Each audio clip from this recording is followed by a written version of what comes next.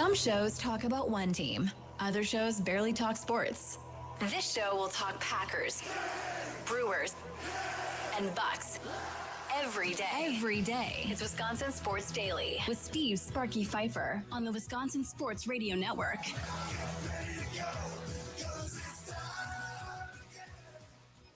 I'm ready for this one. I am ready for this one. Yes, I am. Welcome in. Hope you are well on a Monday. Charlie Usen, other side of the glass, producing today's show. He literally came in today, and I said, it's going to be an easy show. You got me an easy show? And then we find out Tim Dillard isn't going to join us today. So, which is fine. Still going to be an easy show. Still going to be an easy show. I'm going to tell you right now, it's going to be an easy show. Because either A, this Giannis Bucks trade is going to break during this show between now and 5 o'clock, which will make it a really, really easy show if that's what happens, and potentially very painful on top of that. Or B, we're just going to spend time talking about this thing every which way but loose. Now, we're going to talk about the Brewers coming up at 3 o'clock for certain. We're going to talk some Packers coming up at 4 o'clock. Charlie sounds the day at 3:40. Things that we miss at 4:40. So there's going to be other stuff in here. But if you're a Bucks fan, Giannis fan, here we go. If you're not a Bucks fan, I'm sorry.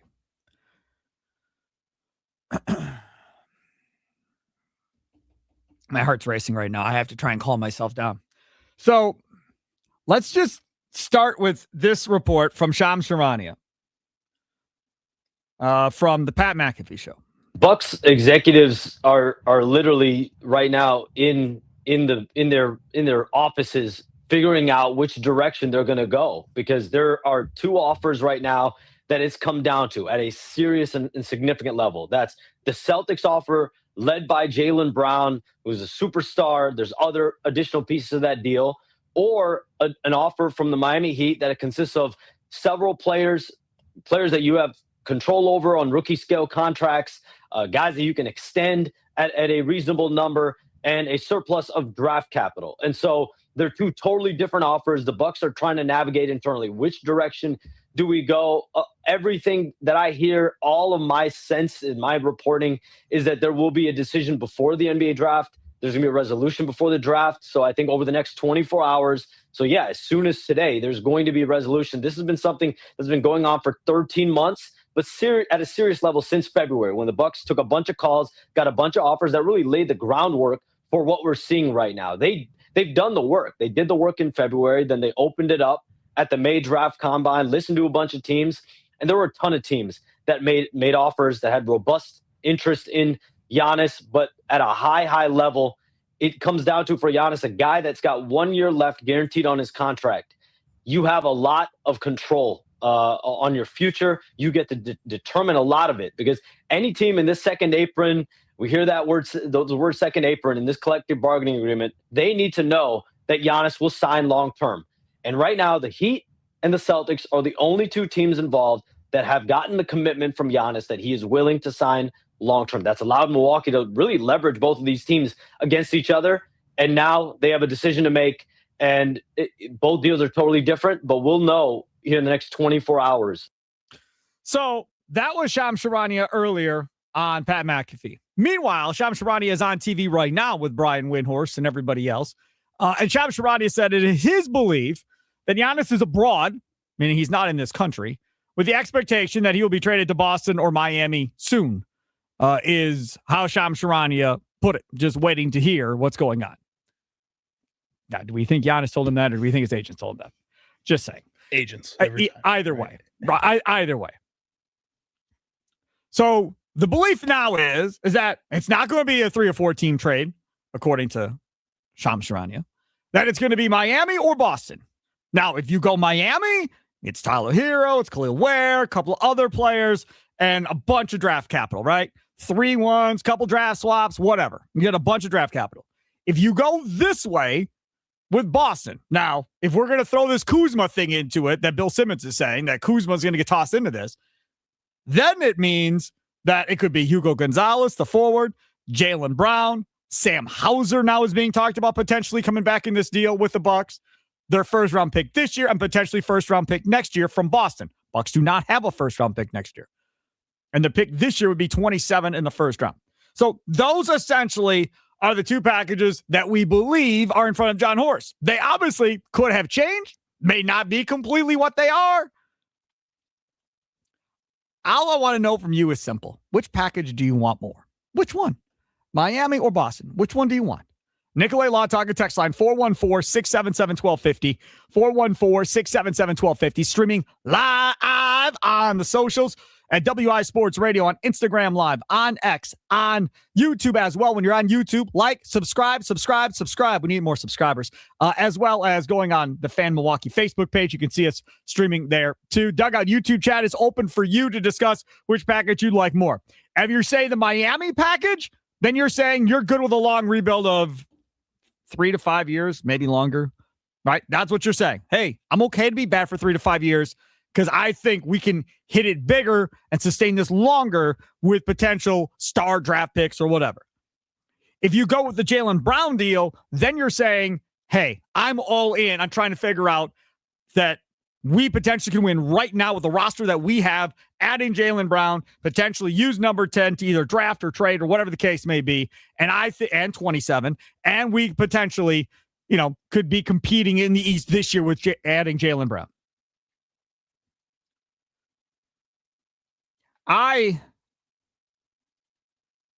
spent the last couple of hours, I was working my tail end off before that, but maybe not the last couple hours. Yeah, last hour and a half or so. Driving to go pick something up and come back and grab food and all that. And then do the show meeting with Charlie. And then we get over here to the show. Kind of going through everything in my brain and texting with people about which way the Bucs should go. Because if you believe the reports say that this front office might be split. And again, nobody knows. But the reports are that this front office might be split. That part of ownership might want one thing. That you might have a situation where the GM wants one thing, the owners want something else. Maybe Enos wants one thing, Haslam wants something else. Horst is just waiting to be told which direction they're going. Maybe Taylor Jenkins is involved. Who knows? He should be. I'll tell you that much. Taylor Jenkins better be involved in this whole process. I haven't heard anybody bring this up anywhere else, but I'm telling you, if I was Taylor Jenkins, before I signed that deal to become their next coach, I'm telling them I want to be involved in the decision-making if we're trading Giannis. Like, I want to be involved. If there's 2 or 3 packages, I want to say at the table. Now, y'all don't want to listen to me? That's fine. But I want to be at the table. I don't want to be, on vacation with my family and you go, hey, surprise, we're doing this. Sorry we didn't tell you sooner. It was a secret. No. I need to be involved if I'm Taylor Jenkins. I need to say, yeah, I'm cool with coaching Jaylen Brown. Yeah, I've heard good things. Because a couple of things that should have occurred. Now, who knows with this organization? But I'm just telling you, if it were me, if this Jaylen Brown thing became real in the last week, 2 weeks, whenever it became real, okay? I'm calling anybody that's coached that dude, anybody that I know that's played with that dude, and I'm getting as much intel as possible on what this dude is about. What makes this dude tick? How does he act? How does he react to different situations? I want to know all if I'm Taylor Jenkins. I'm using all my resources before I say yes. If you do the Miami deal, I don't care about what they say about the players on that team. I could care less because this is going to be about, can we draft well enough? And Taylor Jenkins should be involved in the draft process. So that's going to kind of be on him too. But if it's the Boston deal, I must know everything on this dude. I'm coming back. I just got done dealing with John Morant. I don't want part 2. So I got to make sure this dude's in or not in. So you don't have to worry about talking. I may talk for 3 hours. You may not even need to talk. Now, Jaylen Brown earlier today on social media. This kind of pushed me over the top of where I'm at on this situation.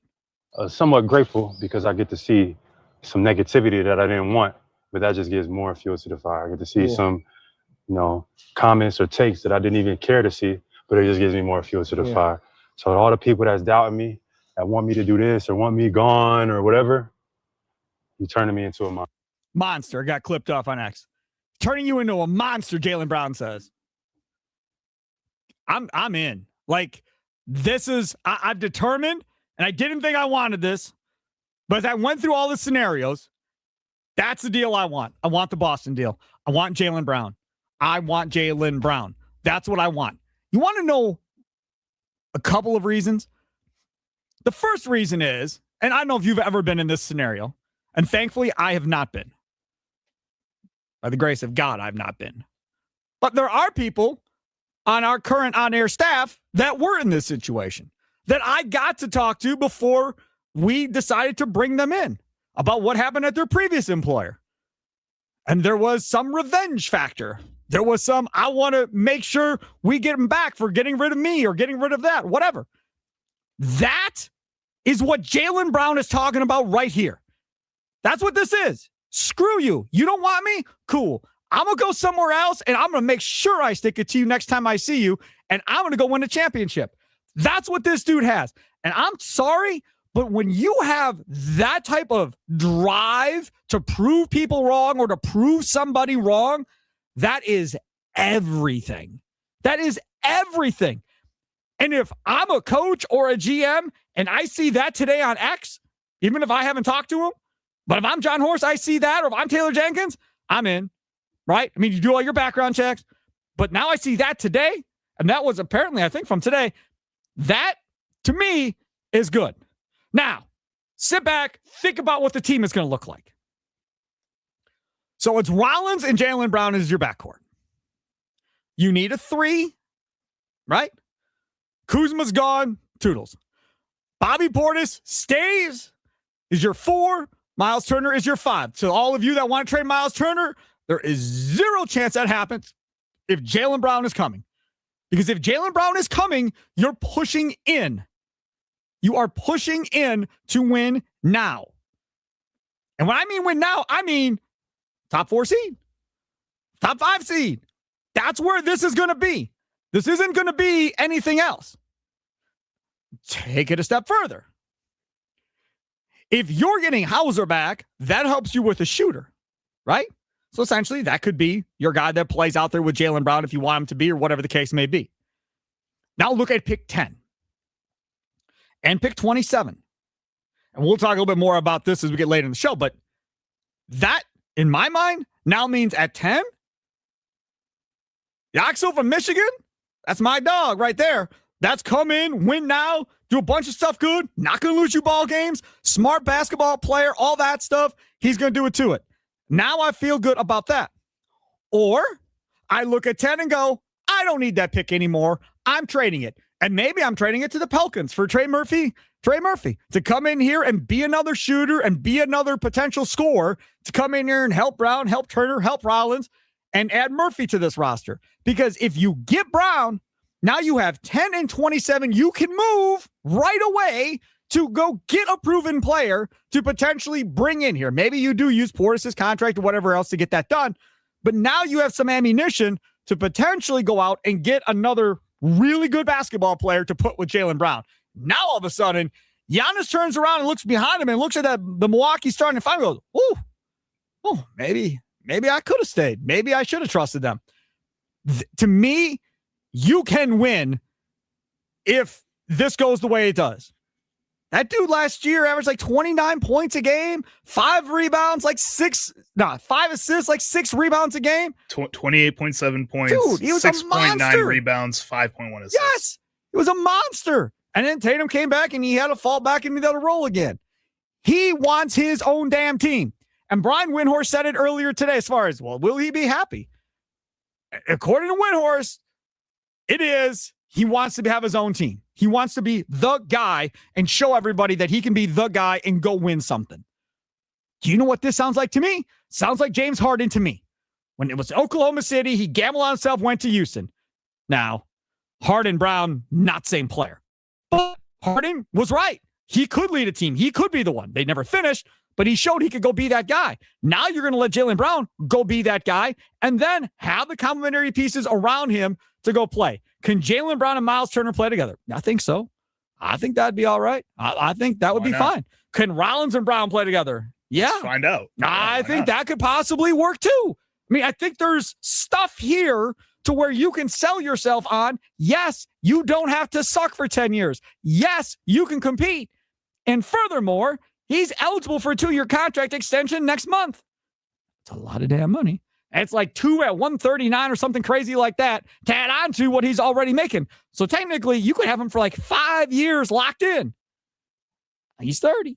So remember what we're talking about here age-wise. But he ain't broken down. He ain't been having issues staying healthy. He's been out there playing. Well, early in his career, he had issues. Right, but he's not Tatum as of late. He's not Giannis as of late. He's been fine.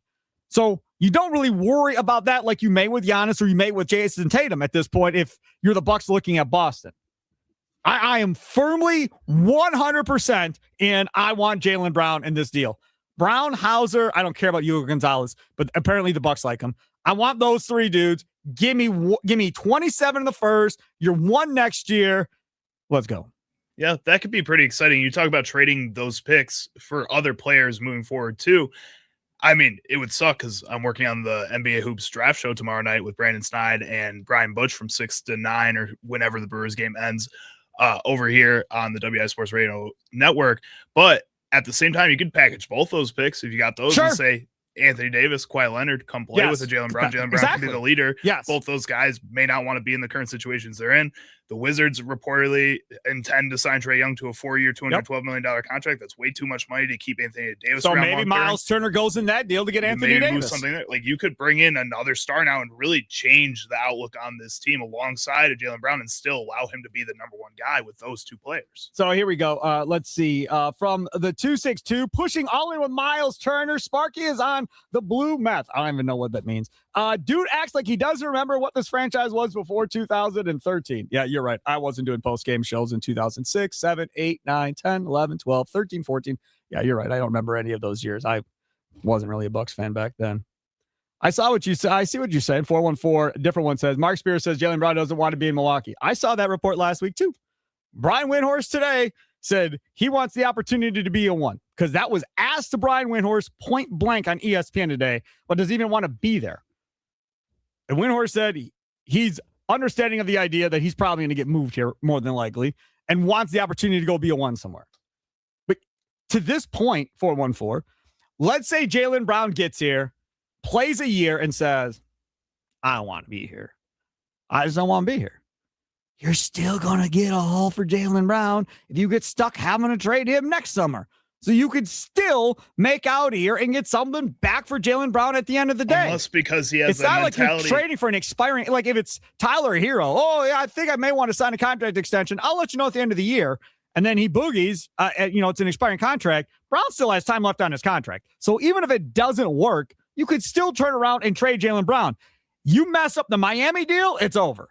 And you won't know for 5 or 6 years if you mess up the Miami deal because you're waiting on all these picks to cash. Yeah, but also with that Jaylen Brown, if he has that mentality of, I don't want to be in Milwaukee, it's not going to work out here, he starts not According to Windhorst, that's not the case. I know it's not, but if it does end up being that case, you say you can just trade him right away. You may not be able to. That's what happened with Bradley Beal in Phoenix. They went and signed him to that big deal. It didn't work out because he had a bad mentality. And he was injured.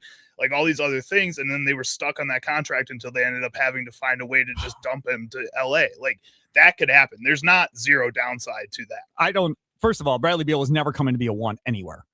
It was just not happening. He was going there to be a complimentary piece in Phoenix, one Still of like 3 or 4 guys that they were taking to gamble. Fine, for sure. But this wasn't, I'm going to prove everybody wrong about me. That's what this is with Jaylen Brown.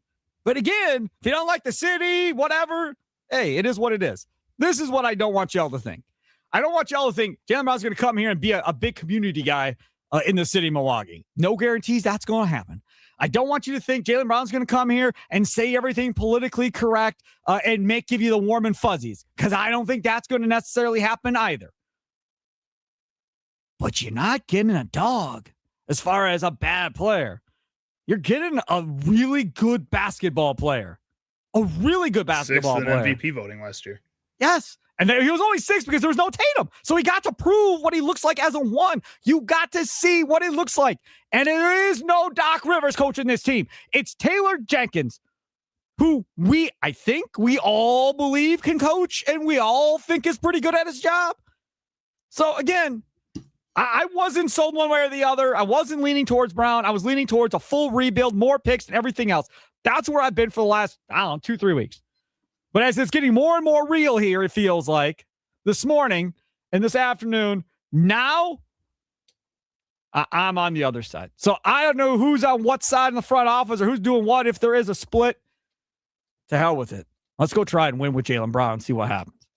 Like I'm all in. Imagine all the Jaylen Brown Bucks jerseys they'll sell. Everybody wants Jaylen Brown's Bucks jersey. First time he posterizes somebody on a dunk going down the middle of the lane. Everybody's like, I want a Brown jersey. Go get me a Jaylen Brown jersey. You don't think people will, it will take people time because he would be traded for Giannis? Nah. Like, it wouldn't come with some extra kind of little resentment that's not his fault? Nope.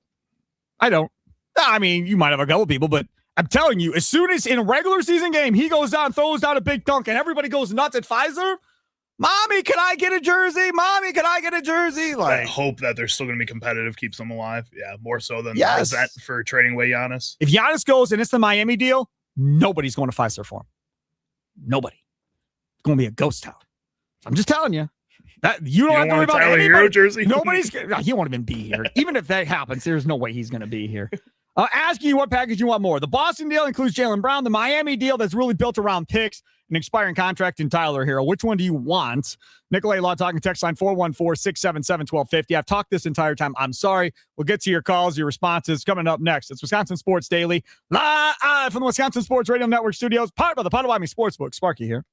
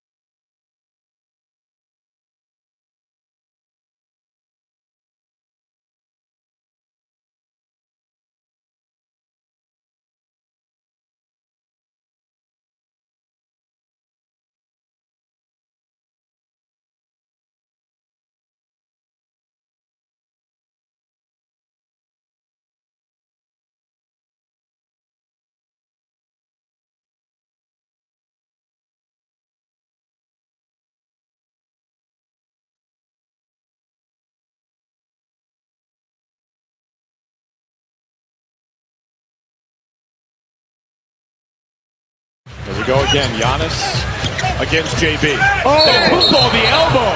No question about that. They got some words? Are they exchanging words? Oh, here we go. So Giannis, as they were walking back up to court, Giannis put out his hand for a high five, and they gave him the fake out and fixed his hair instead of the high five. We forget the blood, the bad blood potentially between Giannis and Jaylen Brown. I think we all remember that moment. Jaylen Brown was furious. Giannis was like, I'm just having fun. I'm being Giannis. Everybody takes steps so seriously. He definitely elbowed Jaylen Brown, though. Like, that was, whoo, I forgot how badly he hit Jaylen Brown. So you got that aspect of it as well that comes into this, where those two guys that have had their issues in their career now flop spots to each other's teams. And you have that going forward if Jaylen Brown is indeed traded here. Which package you want more? Boston, which is being rumored as Jaylen Brown, a couple of draft picks, including this year at 27.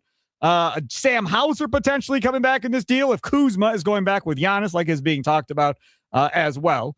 Or do you like Miami? Tyler Hero expiring contract at like $33 million, couple of young players, and way more first-round picks involved. Going back that way, or first-round pick swaps than what you're getting from Boston. So the rebuild with the Miami deal or the compete now deal with the Jaylen Brown deal. Nicolay Law Talking text line 414-677-1250, 414-677-1250 on the socials at WI Sports Radio. Trell, north side of Milwaukee, you're next. What's up, Trell? Hey, what's going on, Sparky? Oh, come on, man. All that energy I gave you in 30 minutes, and you come on with, what's up, Sparky? Man, you're killing me. I totally disagree with you, Sparky. That's why. I totally disagree with you.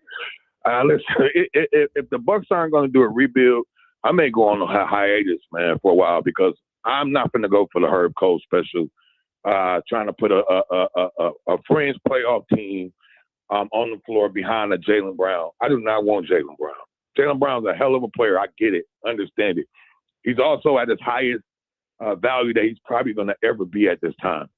If the Bucks don't believe that they can draft properly and build a team for excitement, the same thing the coach they hired did with Memphis. Yep. Now, we've seen him coach draft players. I mean, they draft players. He coached that team up with excitement and identity. That's what I want for my Milwaukee Bucks. True.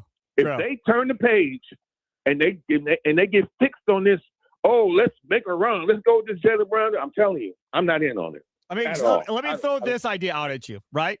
Now, I'm not saying this is being said in the front office, okay? I'm not saying this is being said. Just throwing out a hypothetical. What if Jimmy Haslam is like, man, I've seen John Horst draft, y'all. Like, hasn't really been great at this. Are we sure we really want to go down the road of letting him have all of these picks and forming our future when we can get a guy that will sell tickets, a superstar player that if it doesn't work out, we then can make another trade to get more capital back for him? Versus if you're on the other side, John Horst going, trust me. I know I can. Trust me. I mean, that very well might be what it all comes down to. Do you trust him or don't you trust him to make these picks? Hey, Sparky, if they don't trust him, they should have got rid of him. Or Agreed. they should allow him to go to Detroit. This is my thing. This has Jimmy Haslam written all over it if they're talking about keeping Brown. That's why I do not like it, Sparky, at all. And then you're talking about we can trade him maybe next year or whatever. The next 2 years, his drafts are going to be nowhere near this draft. So you got an opportunity right now. You're not getting a star at 10 anyhow. Sparky, they could possibly get the number 5 and the number 10 pick and the number 27 pick. How are they getting 5? And this year's draft. Huh? How are they getting 5 again? The Clippers want Jaylen Brown. So you're saying make this trade and then turn around and ship Brown to the Clippers for 5? Or Brooklyn at 6. Either one of them. I'll do it in a heartbeat. I'll take 5 and 6 and 10 and 27 and build for the future, plus the extra draft picks that I'm going to get from the Clippers and from Boston going forward in the future than I would just keeping Jaylen Brown and getting a couple late first-round picks from Boston, and let's go. Come on, I'm not doing that crap. No. Hold on a second. Hold on. This dude averaged almost 29 points a game last year. What don't you like about him? Sparky, he's not – put it like this. I'll say this. For the position he was in, they won the championship. They had a monster team. If we're not forgetting. Don't forget all the players they had when they won the championship. Well, last year is what we're talking about because last year he didn't have Tatum majority there. So that's what it would and they be like lost here. in the first round, Sparky. When Tatum came back. Yes, agreed. I'm saying they lost in the first round with him being the lead dog. Tatum was just coming, getting back under himself. But so he was the lead dog then. But they had a 3-1 lead. Yeah. And they squandered it. But Trell, nobody thought they were going to be nobody thought they'd even be a playoff team last year. All right, then that's cool. Underachieve. I don't want that for Sparky. I want to build a young. I want to draft some studs, and we watch them grow as we watch the team grow and get better as the years go on. Yeah, I don't want this. Let's try to go to the playoffs. And that is, no, I don't want that. That's good. That's completely fair. That's why I want to see where everybody was on this, Trell. Thanks for the call. Completely fair. But I'm just saying, putting it out there. What's the discussion in the front office right now about which way they go? If you're on Jaylen Brown now, to me, that's two things. One, I don't want to ghost town in Fiserv Forum. We can't afford it. We need group sales. We need ticket sales. I need to keep this thing moving. I can't afford to have 5 years of ghost town here. That's going to kill us. So that could be one. And two could be simply behind John Horst's back. I don't think I trust this dude to make all these picks. Like, we might be better off going this way. It's a good draft. So can he really screw up 10 or 27? And like I said earlier, maybe you take 10 and 27 and you trade it somewhere else. Maybe you get Trey Murphy from the Pelicans or do something along those lines. And you go get another player to bring in here with Jaylen Brown. Or you take 10, like Charlie said, and Miles Turner or something, and you go get Anthony Davis if that's what's going to float your boat. Again, that dude can't stay healthy, so I don't know why I don't want Anthony Davis, but potentially. Jim, south side of Milwaukee. You're next on Wisconsin Sports Daily with me, Steve Sparky Pfeiffer. What's up, Jim? Yeah, I agree with Miami, too. I don't know. You think it's getting a 27 pick for Boston? Ooh, wow. Oh, man. Compared to the 13 pick for Miami? Oh, my God. An extra picks. You think getting Boylan is going to fill up that stadium. Go smoke some of that crack or something because you're nuts. You think you're going to fill up that stadium with Giannis. Yeah, first time Boston's going to come next year. Giannis going to score 30, 35 points. Tatum's going to be at Boylan's going to score 20 points. Give me a break. But this is the thing, Jim. Jim, this is the thing. Picks. That thing with Miami, we're going to have picks. We're going to have Bucks the next 5 years. You don't even have a second round pick for the next 5 years. Yeah. You haven't got any picks at all. And they got first round pick swaps as well. Yeah, thanks for the call. Appreciate it. Okay, first of all, what's up with all the drug references? One dude says I'm taking blue meth. I don't know what the hell blue meth is. It's from like Breaking Bad. Oh, is that what it is? Yeah, I never saw it. And then, number two, now this dude tells me I'm smoking crack. Okay. That's fine, man. I didn't realize everybody's going to be so passionate about the Miami deal. That's cool. You can roll the Miami deal. I just want you to bring the same passion when there's 12 or 13 wins on the board next year and wanting to talk about the Bucks and how great this pick is at 13. Now he's on the bench watching. I just want to make sure we keep all of this passion for the next 3 to 5 years if they go the Miami route. Because I'm not saying it will happen for sure, but there is a good chance that they are not good for the next 3 to 5 years. And make sure we continue to support them and buy tickets and pay crazy parking prices and all of that while they suck. As long as we're all thinking we're Bucks fans, we're there no matter what. The last time they were this bad, the core of Bucks fans was very, very small and pretty much only in southeastern Wisconsin. Since Giannis, it's grown more around the state of Wisconsin. If you're listening in Duluth, Superior, Wausau, Green Bay, Appleton, wherever you may be listening, Madison, how big is the Bucks love where you are? Up in Duluth and Superior, are the Bucks games on every night in the sports bars when you go out? Wausau, are the Bucks games on every night when you go out when Giannis is playing for the Bucks? Are we to that point yet? Back in the day when I did another show on a different version of the Wisconsin Sports Radio Network, and I asked this question about the Bucks, and there was Giannis. Do you know what I heard? They have tractor pulls on in the bar, Sparky. They refuse to turn on the Bucks in the bar, Sparky. Nobody cares about the Bucks where I live, Sparky. That's what I was told. Caller after caller after. I had full phone lines from people around the state of Wisconsin telling me nobody cared about him. And Giannis was on the damn team at that point.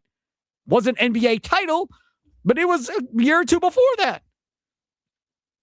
Now, is it different now? Maybe it's different now. But I promise you, you make this deal with Miami, they're all going to go away. That will be the end of it. You will not have any type of state support. around going forward. Ahmed in Greenfield, you're next on Wisconsin Sports Daily. Which package do you want more? Boston with Jaylen Brown to compete now, or the picks and the young guys for Miami and a rebuild? I would go the Terrell route, actually. The best route is actually taking Boston's package and rerouting Jaylen Brown immediately to a third team. Ideally, the Clippers or Atlanta. Atlanta's got 8 and another pick in the 20s. I would flip into Atlanta if they want Jaylen Brown.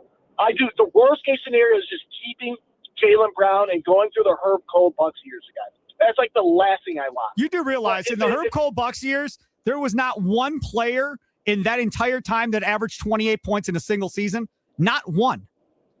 Ray Allen never did it. Glenn didn't do it. Red didn't do it. Bogut didn't do it. They never had a player as capable as Jaylen Brown was of scoring. I agree. That's exactly why you trade him now while he's at peak value. He's not going to get you. He's not going to get you into contender status. Like just get rid of him. If I had to choose between keeping Jaylen Brown and going Miami, I would go Miami. Ideally, you're making this a three-way trade and rerouting them to a third team. Ideally, for picks this year for this draft class, I want at least 4 first-round picks this year.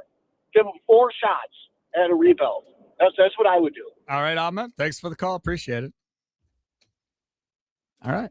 Looks like I'm on an island. But I got some people, it looks like I can't see all of them. I got some people over here in the Dugout YouTube chat that want to chime in as well. Brenton says, Sparky just talked me into the Boston deal. I'm done. He also adds, I'm in.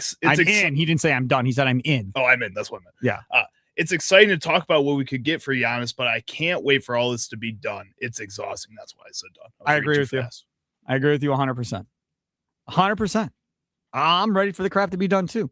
Just imagine if they don't move him. Charlie and I were talking about this before the show started. I said, you watch, because I'm out next week, Monday through Thursday. And then Friday, July 3rd, I'm back doing my show at Summerfest right there by the X Golf Hole-in-One Challenge, $10 for 3 golf balls. First one at Summerfest, get a hole-in-one gets $5,000. I haven't been updated whether or not somebody cashed that yet, but that's where it was on Friday. Nobody had cashed it as of that point. Back there this Thursday and Friday as well as doing our show. Josh never got there. Oh, of course. Josh never got there. Yeah. Long story. So I'm sure Josh will get there at some point. But anyways,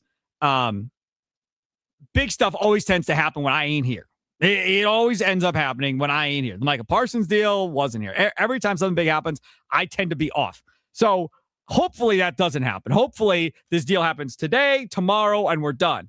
My luck, they won't do anything. They'll pick at 10. That'll be all there is on draft night. Pro Hoops draft show tomorrow night, 6 to 9. Brandon Snide and Brian Butch.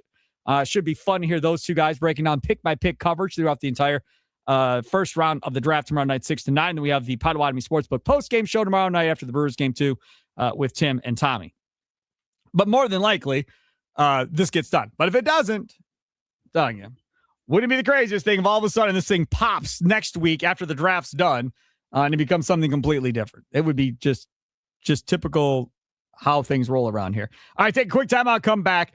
We're going to get to the crew coming up here at 3 o'clock. Charlie Sounds of the Day coming up at 3:40 as well. Still time for you, Nicolay Law Talk, a text line 414-677-1250, 414-677-1250 on the socials at WI Sports Radio. It's Wisconsin Sports Daily, live from the Wisconsin Sports Radio Network studios, powered by the Potawatomi Sportsbook. Don't forget, there's a huge food menu over there at the Potawatomi Sportsbook Kitchen. All-day brunch with steak and eggs, steak and bagel sandwich, pancakes, and more. Wisconsin-style appetizers that feature a lot of cheese. Of course, it's Wisconsin. It's got all things chicken, wings, and tenders, build your own burgers, desserts, homemade pastries and desserts every single day at the Potawatomi Casino Hotel, including that MVP Turtle Sundae. Tons of cold beverages, over 40 beers on tap, dozen different specialty cocktails.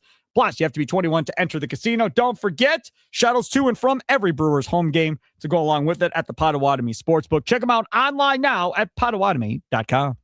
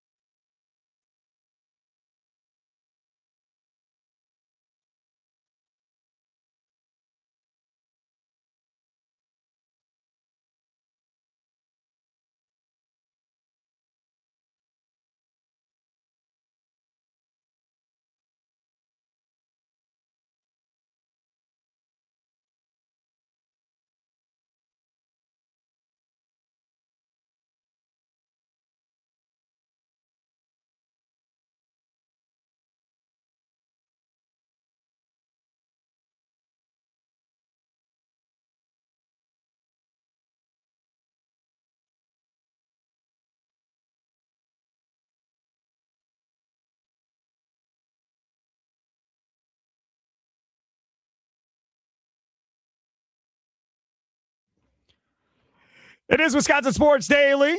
Steve Sparky, Pfeiffer, Charlie Usen over there. Thanks for tuning in. Still waiting. We've only been waiting a couple of years. I mean, what does it matter now? A few more hours. Now, what happens if we get to draft night tomorrow night at 6 o'clock? The Pro Hoops Draft Show starts. Brandon Snide, Brian Butch start the show, and Giannis is still a buck at that point. Oh, that's going to be so weird. You're going to have to wait till like pick 10, probably all the way up to it. See what happens. Well, no, because pick 10 is the Bucks, so that wouldn't still even matter. It wouldn't matter until 27 at Boston if he was going in the deal. That's true. Yeah, it wouldn't matter about 10. We were just talking about on the break the way that the NBA trade draft type of things work. It doesn't end up finding out about it until like 20 minutes later. It's crazy. Right, exactly right. Let's go to Q, north side of Milwaukee. You're next on Wisconsin Sports Daily. Saw Q out at Summerfest. What's up, Q? Hey, Sparky. So answering your question, I would definitely go with the Celtics because I think that asset is worth more in Brown than anything Miami's offering us. But man, if we trade Giannis for Jaylen Brown, that means that over a course of 3 years, Horst turned Giannis, Drew Holiday, and Chris Middleton into what? Jaylen Brown. I can't think of his name. What's the dude from Indy? Miles Turner. And nothing else.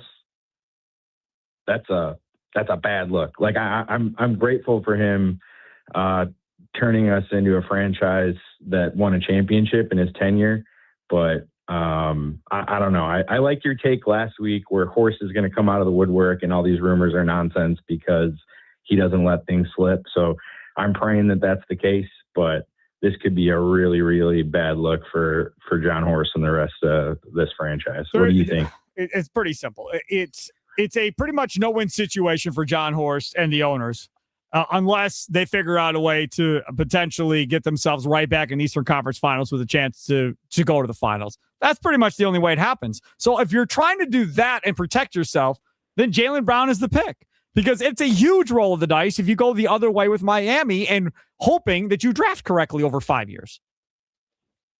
Yeah, and I guess your point last week was that we haven't seen him make any meaningful picks. Nope. But I don't know. I trust him to find G League scrap heap guys, but I'm not sure if I want him picking at number 10 and 13. Right.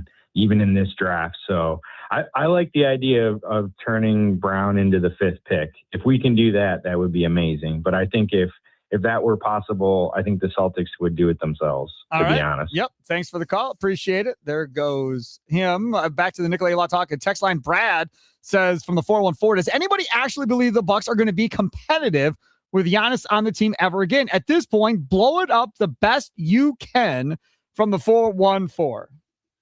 We haven't even had that conversation, really, have we? I mean, as far as, okay, they keep Giannis, what then can they do around Giannis to make this a better team? They do have some opportunities with what they have, player exemptions and so forth, that they can still add pieces to try and run this thing back with future picks and so forth to make it possible. So there would still be a way to do it. I just don't necessarily know if a harder puzzle that John Horst is going to have to dive into all the rules and different things, how to get around stuff. It's just going to be harder. From the 414, we need Brown from Boston. He's a killer. Other great ball players want to play with him. He has current NBA style that is successful, but we're going to hear the same crap about him not being a Milwaukee type guy. He's not blue collar enough when actually it's the opposite. That is from the 414. I like I said before, I don't think Bucks fans are going to be happy no matter what happens. If it's a Miami trade, people are going to be livid that they didn't get enough because everybody in the national media is pretty much saying that package shouldn't be enough for a superstar player like Giannis. If it's Jaylen Brown, you've already heard several people that have been on the phones and texting that don't want Jaylen Brown and think they become the Herb Cole $500 at that point, competing for a last playoff spot. So regardless of what they do, I don't think you're ever going to get the fan base all on board with, boy, the Bucks made a good trade there. And I don't think the national media necessarily will be completely on board. I will say, if it's Jaylen Brown, you'll have a lot more national media on board with, look at the Bucks. They got a star player back for a star player. There's already people saying Giannis and Tatum will never work. You already got that. People criticizing the Celtics for trading Jaylen Brown. Going, what are you doing? Brown's a better fit with Tatum than Giannis.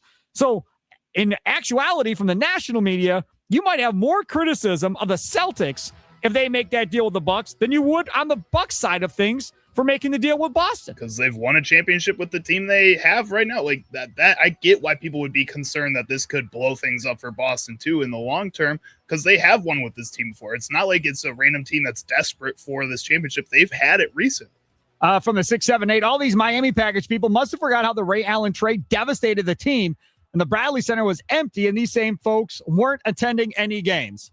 Yeah, that was a miscalculation. That's for another day. It's Wisconsin Sports Daily, live from the Wisconsin Sports Radio Network studios, powered by the Potawatomi Sportsbook. Up next, let's talk about the Crew here on Wisconsin Sports Daily.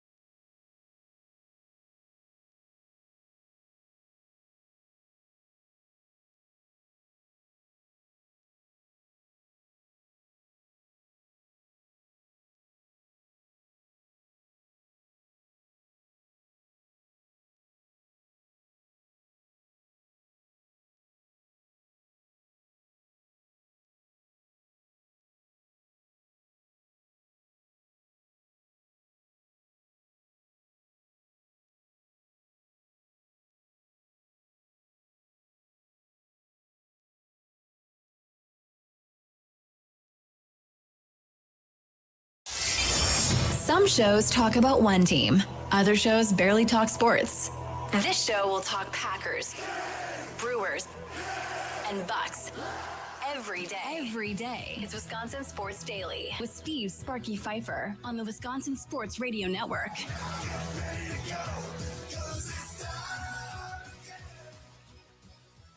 Welcome in, hour number 2. My guy JB in the 920 has been texting up a storm. I can't keep up with everything, but he does text it. It says, as much as this speculation talk drives me nuts. Good Monday show, boys. Hope you had a good Father's Day, Spark. I appreciate it. And then he says, you too, Charlie. I hope your dad is still around. He is. So many tears yesterday missing my dad. I went to bed at 9:30. I was so exhausted. Cherish the time you have 1,000% on that one, for sure. Those of you that lost your father, no doubt, man. It's tough. It can be real tough. Charlie, what did y'all do yesterday?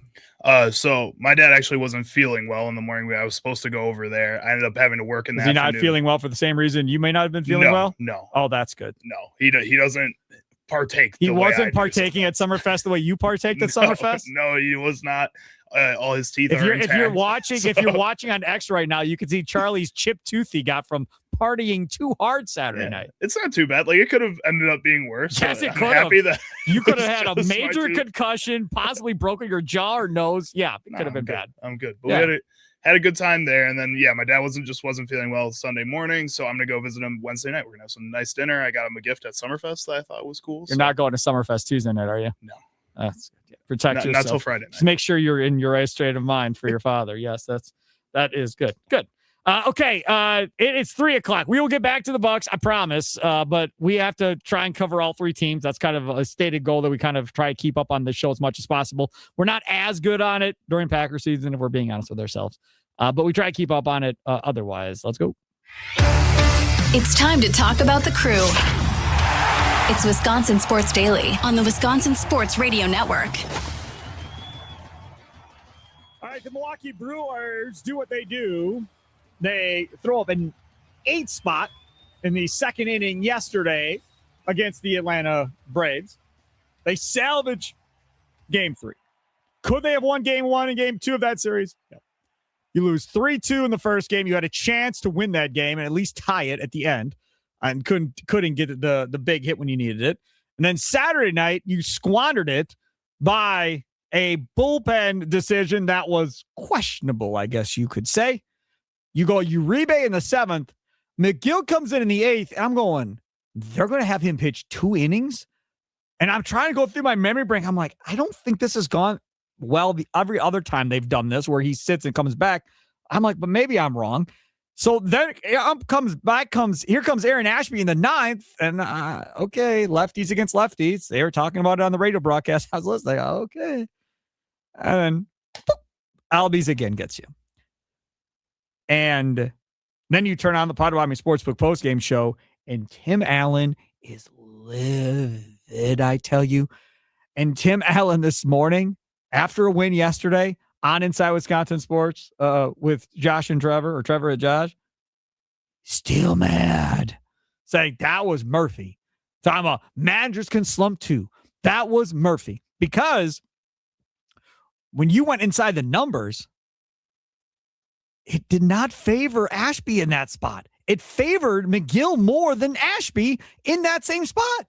So if you were all in on Trevor McGill being the closer in the 9th inning going forward, and I don't see any reason why you shouldn't have been after his last several outings. You just said McGill is in the 9th. Maybe Ashby pitches the 8th, whatever. But McGill's my guy in the 9th. I don't care who's coming up. He's my guy. He's going to close this bad boy out. We're going to ride and die with Trevor McGill. But Pat Murphy doesn't believe. He doesn't believe. He loves Aaron Ashby. I'm not sure he's all in on Trevor McGill being the back end guy to finish this game off in the 9th. It just doesn't appear that he is. Now, we know he loves Sal. That we know. We know he loves Joey Ortiz. Blake Perkins. That we know. Hey, have you looked at Blake Perkins' numbers in June? Stop. No, have you? I don't care. Have you? I don't care. Yo, look it up. I was texting Tommy this yesterday. Go look it up. And like I've told all my friends that all for some reason are in love with Blake Perkins. I don't care. I'm not in love with Blake Perkins. I'm just saying be fair. Tell me Blake Perkins' numbers. 7 in hits June. and 20 at bats, 350 average, How much? 435 on base, What's his 600 slugging percentage. He's got a 350 average. 350 with 4 strikeouts in that time too, as well. Let's point out. Do me a favor. Hold on. Now call up Jake Bowers. I look up Jake Bowers' numbers in June. No, I'm not. Because Jake Bowers is the guy we can't sit. He's got to play, right? We can't play Andrew Vaughn every day because Jake Bowers has to play. Okay, so Jake Bowers playing means Vaughn goes out to the corner outfield spot because they've only played him at third twice so far in late inning situations, so they're not starting him at third. So that means Vaughn goes to the corner to replace Sal or Perkins, however you want to look at it. So what is Jake Bowers' numbers in June? Jake Bowers is batting 235. His average is not as good, but he still has a 945 OPS. Because he walks a lot. He has 17 walks. Yes. He has 4 home runs with 13 RBIs, 2 doubles in that time, 12 for 51. Okay, so he is hitting what, 233? 235. 235. Now, scroll down to May and see what he hit in May. I think he hit like 300 in May. 307. And now what did he hit in April? 247. 240. He's had 1 month, people. 1 month. Batting average is not the whole story, and you know that. Listen to me. He's had 3 months of over 900 OPS. Wonderful. That's fine. I'm just telling you, like, it's not all that, like, oh, he's got to play. Like, I understand that. But if it's about playing the guy that's hitting the baseball and causing problems, hey, as much as I was on the train of put Blake Perkins in AAA, Blake Perkins is hitting the baseball right now. Blake Perkins is doing his job. Is he not? He's doing his job. In half the sample size. Yes, it's just for June. But I think if you give him 51 at-bats, he's not doing nearly as well as Jake Bowers is doing in his 51 at-bats. You could say that, and I don't know what the answer to that is. All I'm saying is, if you're playing the hot hand, Blake because Perkins baseball 132 OPS in May would tell me that I would trust Jake Bowers more. But again, but he had a month. But when we talk about Perkins and Bowers, right? Obviously, every Brewers fan is like, Bowers all day, you're nuts on Perkins. Fine. But if we're talking about it from a managerial standpoint of playing the hot hand and riding the hot hand, if there is one, which is what you were doing with Bowers in May, he's playing every day because he's earned it. He deserves it. You go. I understand that. If Perkins is now the hot hand and he's a defensive outfielder. Bowers had hot months in May and April too. He was over 900 OPS in both months. 40 in April. Batting average is not the entire story. Well, listen, he got on base and was a he threat there too. Like he's an important part of this team. Walks are an important part of the game, especially the way the Milwaukee Brewers play baseball. Yes, correct. Anyways, I don't know why I brought Bowers into this. But from my standpoint, at least looking at this, the spirit of Tommy through me, right? Well, yeah. But this is the thing, though. When we sit here and we look at this Brewers baseball team and what the next thing is and what the trade deadline is and what we need, it's starting pitcher, third in rotation. It's another power bat potentially to play at third base going forward for the remainder of the year, potentially into next year if you don't think Fisher can get here or Madej, whatever it is, right? You may have to talk about a closer, like a legitimate closer of being that. It may have to get to the point where if you don't trust McGill to be that guy, then maybe McGill is your 8th inning guy, Uribe is your 7th inning guy, and then whoever is the closer in the 9th inning that you can trust. And then you are rock solid on the backside of that bullpen, and you still have Ashby to pick your spots with leading up to the 8th and 9th inning or whatever. Maybe him and Uribe rotate the 7th inning, or you pitch him 5th or 6th inning to get to a spot in a postseason game. That now changes everything. Chad Patrick gave up another home run, this time to Rowdy Tellez. I'll be honest, I was kind of happy for Rowdy Tellez. I saw it. I was like, all right, that's all right. It's kind of weird. I like Rowdy Tellez. That game was over. It didn't matter. It meant nothing. Whatever. But that's still something where I don't know if we're out of the woods yet on Chad Patrick. So maybe going and getting a closer here maybe feels like them protecting themselves. Listen, we've seen bullpen games in the playoffs for the last several years where teams on purpose go with the bullpen game because they don't have a third guy that they really like. Some teams don't even have a second guy. So they go with the bullpen game. Well, if we're going to go with the bullpen game and Ashby's my 6th, Uribe's my 7th, 8th is McGill, 9th is the closer that you acquire, and you're set for 4, now you only need the likes of Patrick and DL Hall and whoever else is healthy by the time we get to that point in October to each pitch 2 or 3 innings to get me to that 6th inning. And then my back end closes it down from there. That might be another scenario where you're not giving up as much as you would for Scooble or Joe Ryan or anything, but it solidifies the back end and shortens the game up tremendously.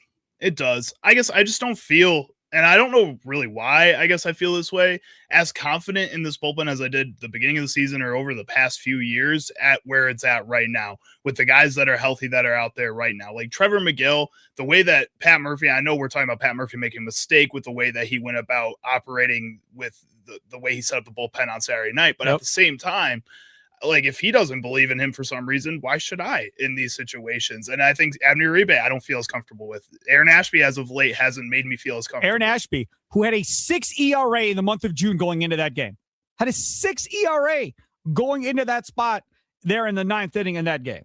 And I'm sure it's way up now after he gave up what he did. Got one here from the 262 with Woody back today. Do the Crew go back to a 6-man rotation? It would allow us to give Woody, Miz, and Harrison an extra day and try and keep them refreshed. I have no problem if they decide to go to a 6-man rotation. That wouldn't bother me at all. Because, again, you are going to be still looking at trying to preserve Miz as much as possible here. And potentially, if that saves you a couple of starts by the end of the year in some innings, that may not be that bad of an idea to give him an extra day. It might not be, but at the same time, you can't preserve anybody else in this starting rotation. It feels like we're seeing 8 new guys every month coming in and being a part of the rotation or being a part of the front end of the bullpen. 6-man rotation then. But I'm just saying, like, you're going to constantly have to change that 6-man rotation over and over again because everybody outside of Miz and Harrison right now hasn't been able to stay healthy. Like, you just don't have the amount of arms that I think you want that are consistently on the field. Sproat has been there the whole time. Dalton, he's been there the whole time. And who's the other one that I'm missing? Drowan's been there. Drowan, Sproat, and who's the other one that's in there that I'm for? Oh, Gasser. Well, but Gasser was hasn't hurt been last year and started off the season this year. Correct. But again, yeah, I don't know. We'll see how this whole thing plays out. They really need Woody to be Woody. And that's the biggest key to all of this. I don't know if that's realistic. I mean, he's going to start tonight. Juram sent back down to AAA, so be it. We'll see what Woodruff gives. If we're being honest, I'd like 5 innings. If I could get 5 innings tonight, 5 innings. They're in Cincinnati. That can be home run derby. Yeah, I was going to say, I'm going to be happy with 4 innings. I mean, if he goes 5 innings, gives up 3 or less runs, I think I'd be okay with that. And just bank that the offense actually does something. Landon on the Dugout YouTube chat from Facebook, the Fan Milwaukee Facebook page, says, get Chapman from the Red Sox. Yeah, that's who I'd want. That's that. I'm with you. That would be the guy I'd want. Old guy, been through the battles, all that stuff. Yeah, another guy that throws absolute heat. There's not really a lot else that excites me right now, according to SpotTrack's current MLB trade candidates list that they have for relief pitchers. It's Chapman, Pete Fairbanks, Carlos Estevez, who's had a really awful year after being awesome last season for Kansas City, AJ Minter from the Mets, Kenley Jansen, who again had another season last year where he was really good, but then this year hasn't been as good.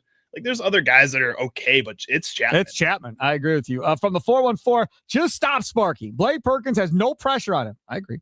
And isn't an everyday starter. I agree. I'm happy he's playing well, but let's just keep it that way. I actually believe the opposite of riding a hot hand. You play your best players, period, unless it's Rengifo. 414, you and I, believe it or not, I'm with you. I'd love the same 8 every single day. I would love it. But managers in baseball would think they have no value anymore if they put the same lineup out there every day. People would be wondering, what does he do? It's the same lineup every day. So I firmly believe some of these guys just mess with it just to freaking mess with it, to show value to the GM that, hey, see, look at all this stuff I'm doing. I'm playing matchups. I'm moving it all around. Yeah, I'm with you. I'd love to see the best 9 out there and just move forward. I'm all in on that idea. John in Hartford, you're next on Wisconsin Sports Daily. What's going on, John? Hey, Sparky. So before I get to my main point, you brought up 6-man rotation, and I was saying that last year already. You were? Yep. To use a 6-man rotation. So now, to my main point, you got to get Chapman. He's a left-hander. Koenig's struggling to hit 90 in his rehab. You need a lefty in the bullpen that's not Aaron Ashby, who can go one day walking 3 straight guys before he throws a strike to being lights out. You can't trust him late in the game. So you got to go get Chapman. So Chapman is your guy at this point, right? All right. You need a lefty in the bullpen that you can trust. Yeah, I don't disagree with you at all. Thanks for the call. I'm all for it. Now, what would that cost you? I don't know what Chapman would cost you. Chapman certainly is not going to cost you as much as a starter, right? I mean, he's an older player. And the other part about this, too, with Chapman is that's a fireballer coming in that was doing it before Miz, throwing on for 100, everything else. Has Chapman ever had any serious arm injuries? I don't remember Chapman ever having a serious arm injury. Did Chapman ever have a serious arm injury? Not that I can think of off the top of my head. He had the PED suspension. I know that. And that's the only time I think he spent extensive time out of the game. So if that's the case, man, that's another reason to bring him in. Dude, talk to Miz. How have you kept your shoulder and your elbow healthy this entire time? What do you do in the off season? What are you doing in between starts? Like all of that stuff I'd be interested in for certain right now, looking at it at this point. Jared Koenig. Any idea about Jared Koenig? Haven't heard anything about Koenig. Every time, if he spent 5 days down there in AAA, felt like he was going to be fine, and then didn't come back. I'm looking at Jared Koenig here. This says 2-1 with a 4 ERA. He's pitched in 10 games, 9 innings total, 10 hits, 4 runs, all earned, 6 walks, 10 strikeouts. Oh, that's not good. A whip of 1.778. Yeah, that's not good. No, that's not good. Yeah, so maybe they're trying to work out the kinks before they bring Jared Koenig back. But remember, that was a reliable guy that you had in a bullpen situation that I think we all thought would be back by this point and still isn't back. Mm-hmm. It's really kind of frustrating because I talked about that a month ago when we were talking about 2 months ago when we were talking about Andrew Vaughn or Jackson Churio or Brandon Woodruff. Who do you want to come back the most? I think I want Jared Koenig to come back to just help solidify a group that I felt like has a ceiling that they're not reaching right now. Old Jared Koenig that we've seen the last couple of years would be gigantic for this bullpen, no doubt. Ron in Rome says McGill's ERA is 2.4 the last 15 games. We need Sonny Gray for the starting rotation. Maybe. I'd rather have Joe Ryan if we're being honest. Yeah. Mark in Eagle says they're not going to get Chapman. The Red Sox will never trade with Arnold again. That's somebody the 262 fouls that would the Sox even trade with us after fleecing them twice. Hey, we'll give you back David Hamilton for him. You know, yeah, there we go. I could part with David Hamilton. Okay, yeah, I think we can make that work. Like they take back Shane Drone too. Yeah, David Hamilton, Shane Drone, and David Hamilton for Aroldis Chapman. You're not getting Harrison we'll back. take Caleb Durbin back. Why not? Huh? We'll take Caleb Durbin back. He worked here. Sure. Yeah. We'll figure it out. Again. I'll bet that we can fix him. Oh, probably. Yeah, I'll bet that the Brewers can fix him. I don't necessarily have an issue with that. Yeah. Asking you, do you feel like this team is a closer away from the bullpen being set for the postseason? Nikolai Law talking text line 414-677-1250, 414-677-1250 on X, streaming live at WI Sports Radio, on Instagram Live, on X, on YouTube. Like and subscribe there. Need more subscribers. Always need more subscribers. And then, of course, on the Fan Facebook page, Fan Milwaukee Facebook page, as well. Landon back on Facebook. Give them Joey Ortiz and Jay Drowan for Chapman and Durbin. LOL. All right, yeah, sure, yeah, that's fine. I'd be happy with that. No problems. Blake Perkins can go too. Yeah. Hey, well, no, I'm joking. Brewer Mike and Waukesha. You're next on Wisconsin Sports Daily. What's up, Brewer Mike? Hey, how's it going, guys? Good. How are you? Good. Hey, and I told Charlie off air, you're going to like this. All right, I'm at the game Thursday, and this Rom guy comes in, and I know he's been up a couple times, but Sparky, I think he got laid off at Quad Graphics. I mean, where the hell did this guy come from? Get laid off at Quad Graphics? What are you talking about? It's a joke. It's a joke, sir. Oh, okay. Come on, it's a joke sometimes. Steve, you're not in the joke mode. Okay, all right. Hey, I'm with you 1,000% on Ryan and Chapman, but you know what? I don't think I agree with some of those callers. I don't know if Boston's going to trade with us again for a while. Yeah, I don't know either. I have no idea, but I think that's probably the best closer that's out there that Charlie brought up. Thanks for the call. I think that is probably the best guy. Baseball, you don't only see 3-team deals like the NBA, 4-team deals. You don't see the Brewers making a deal with the Red Sox and the Orioles, and there's players going, several different ways. You don't. Right. I don't feel like you see a lot of that in Major League Baseball. No, but that doesn't mean it's impossible, right? I feel like you can make something work, especially if you really want a certain player. And if the Red Sox really don't want to help the Brewers out again for some reason, I mean, I don't see why they wouldn't. Maybe the Brewers can help them. Third time's the charm. That's what they always say, right? Let's see here. From the 262, Perkins should have already been DFA'd. Having Larson in AAA and paying him $5 million is stupid. Add Jet to the 40 after Rengifo DFA'd and send Ortiz down to Nashville. see what happens for a couple of weeks and reassess.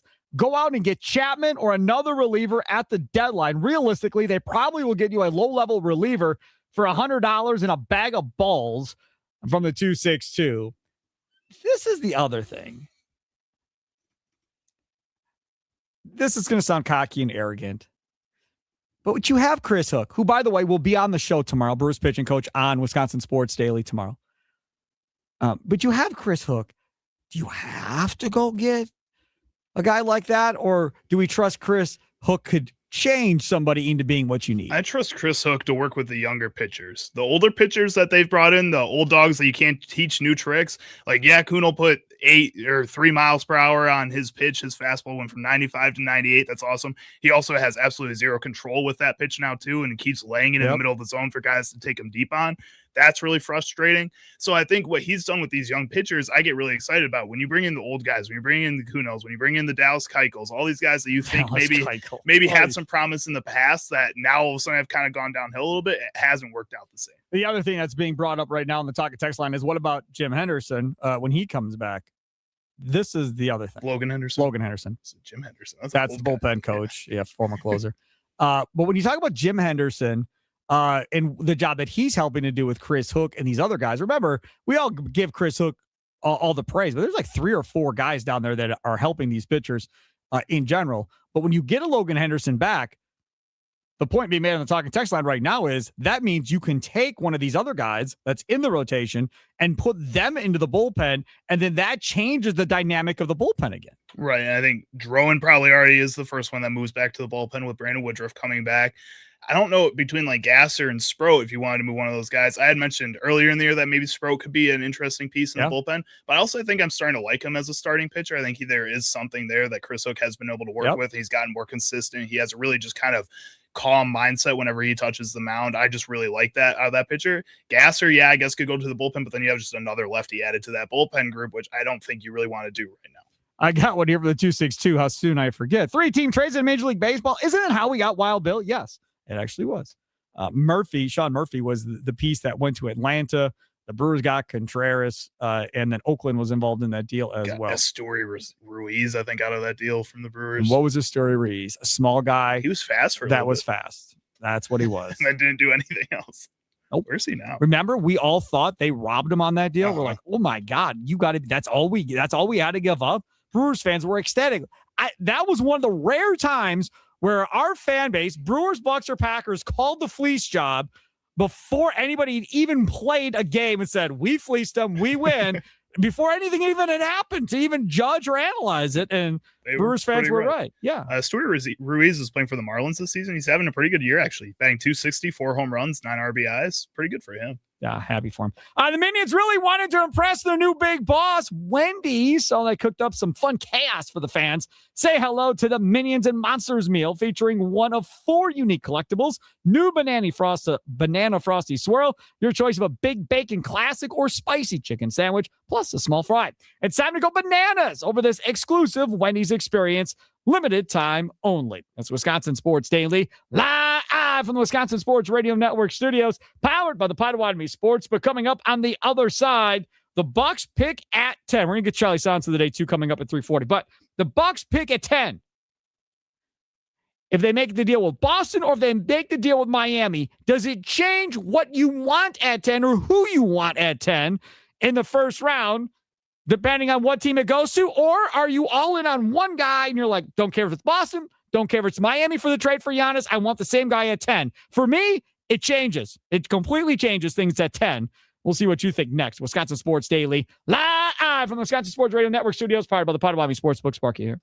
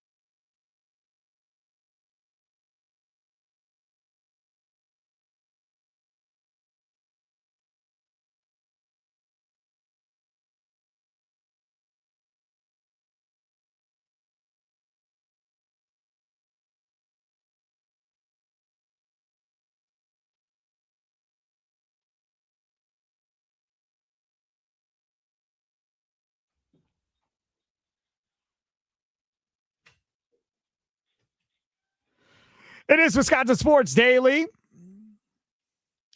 Here on a Monday afternoon. Giannis hasn't been traded yet, has he? I'm assuming, because I'm not going to be able to be on X 24/7 while I'm doing this show.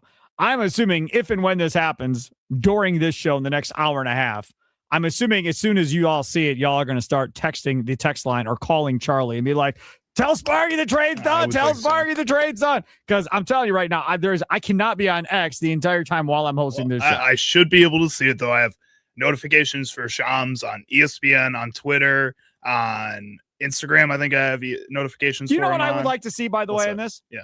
Let Eric Name or Jim Ozarski break this damn thing. Like, yeah. One of you break the story and not the national guy. That would be amazing. Like, how about the Bucks do their beat writers a solid for once and be like, nope, we're not telling Shams. We're going to tell Ozarski or Name, and we're going to let them break the story in front of Sharania. That would be amazing. That would be if Shams is getting his information from the Bucks, which we don't think he is, so he's going to get the information from first no matter what, Giannis, probably. Right. But that would be kind of bittersweet for Ozarski and Name, I would think. Like, that's, a really cool moment for your personal career, but you're also, announcing the trade of somebody who you probably consider a friend. I think Giannis considers them close, at least, like, co-workers. He talks to them all the time when he doesn't talk to other people about things. Yeah. So I think he at least has some kind of close relationship with them. That would be bittersweet. Yeah, probably. I mean, that's a different way of looking at it. I wouldn't have thought about it that way, but yes, you are 100%. You're all about the selfishness, Sparky. I'm just sick of the national guys always breaking stories and the local guys don't break crap. Like, it's been that way for as long as I can remember. Like, it's always that way. Packer stuff. It's Schefter and those guys. The local guys don't break stuff. The NBA, same thing. Like, it's been this way for the longest of time. It drives me nuts. Well, what maybe he could do that could, make it so that they do get something exclusive is his goodbye letter that he's inevitably going to write, because if he gets traded, when he gets traded, no, thank you. Let them post it through the Journal Sentinel or something.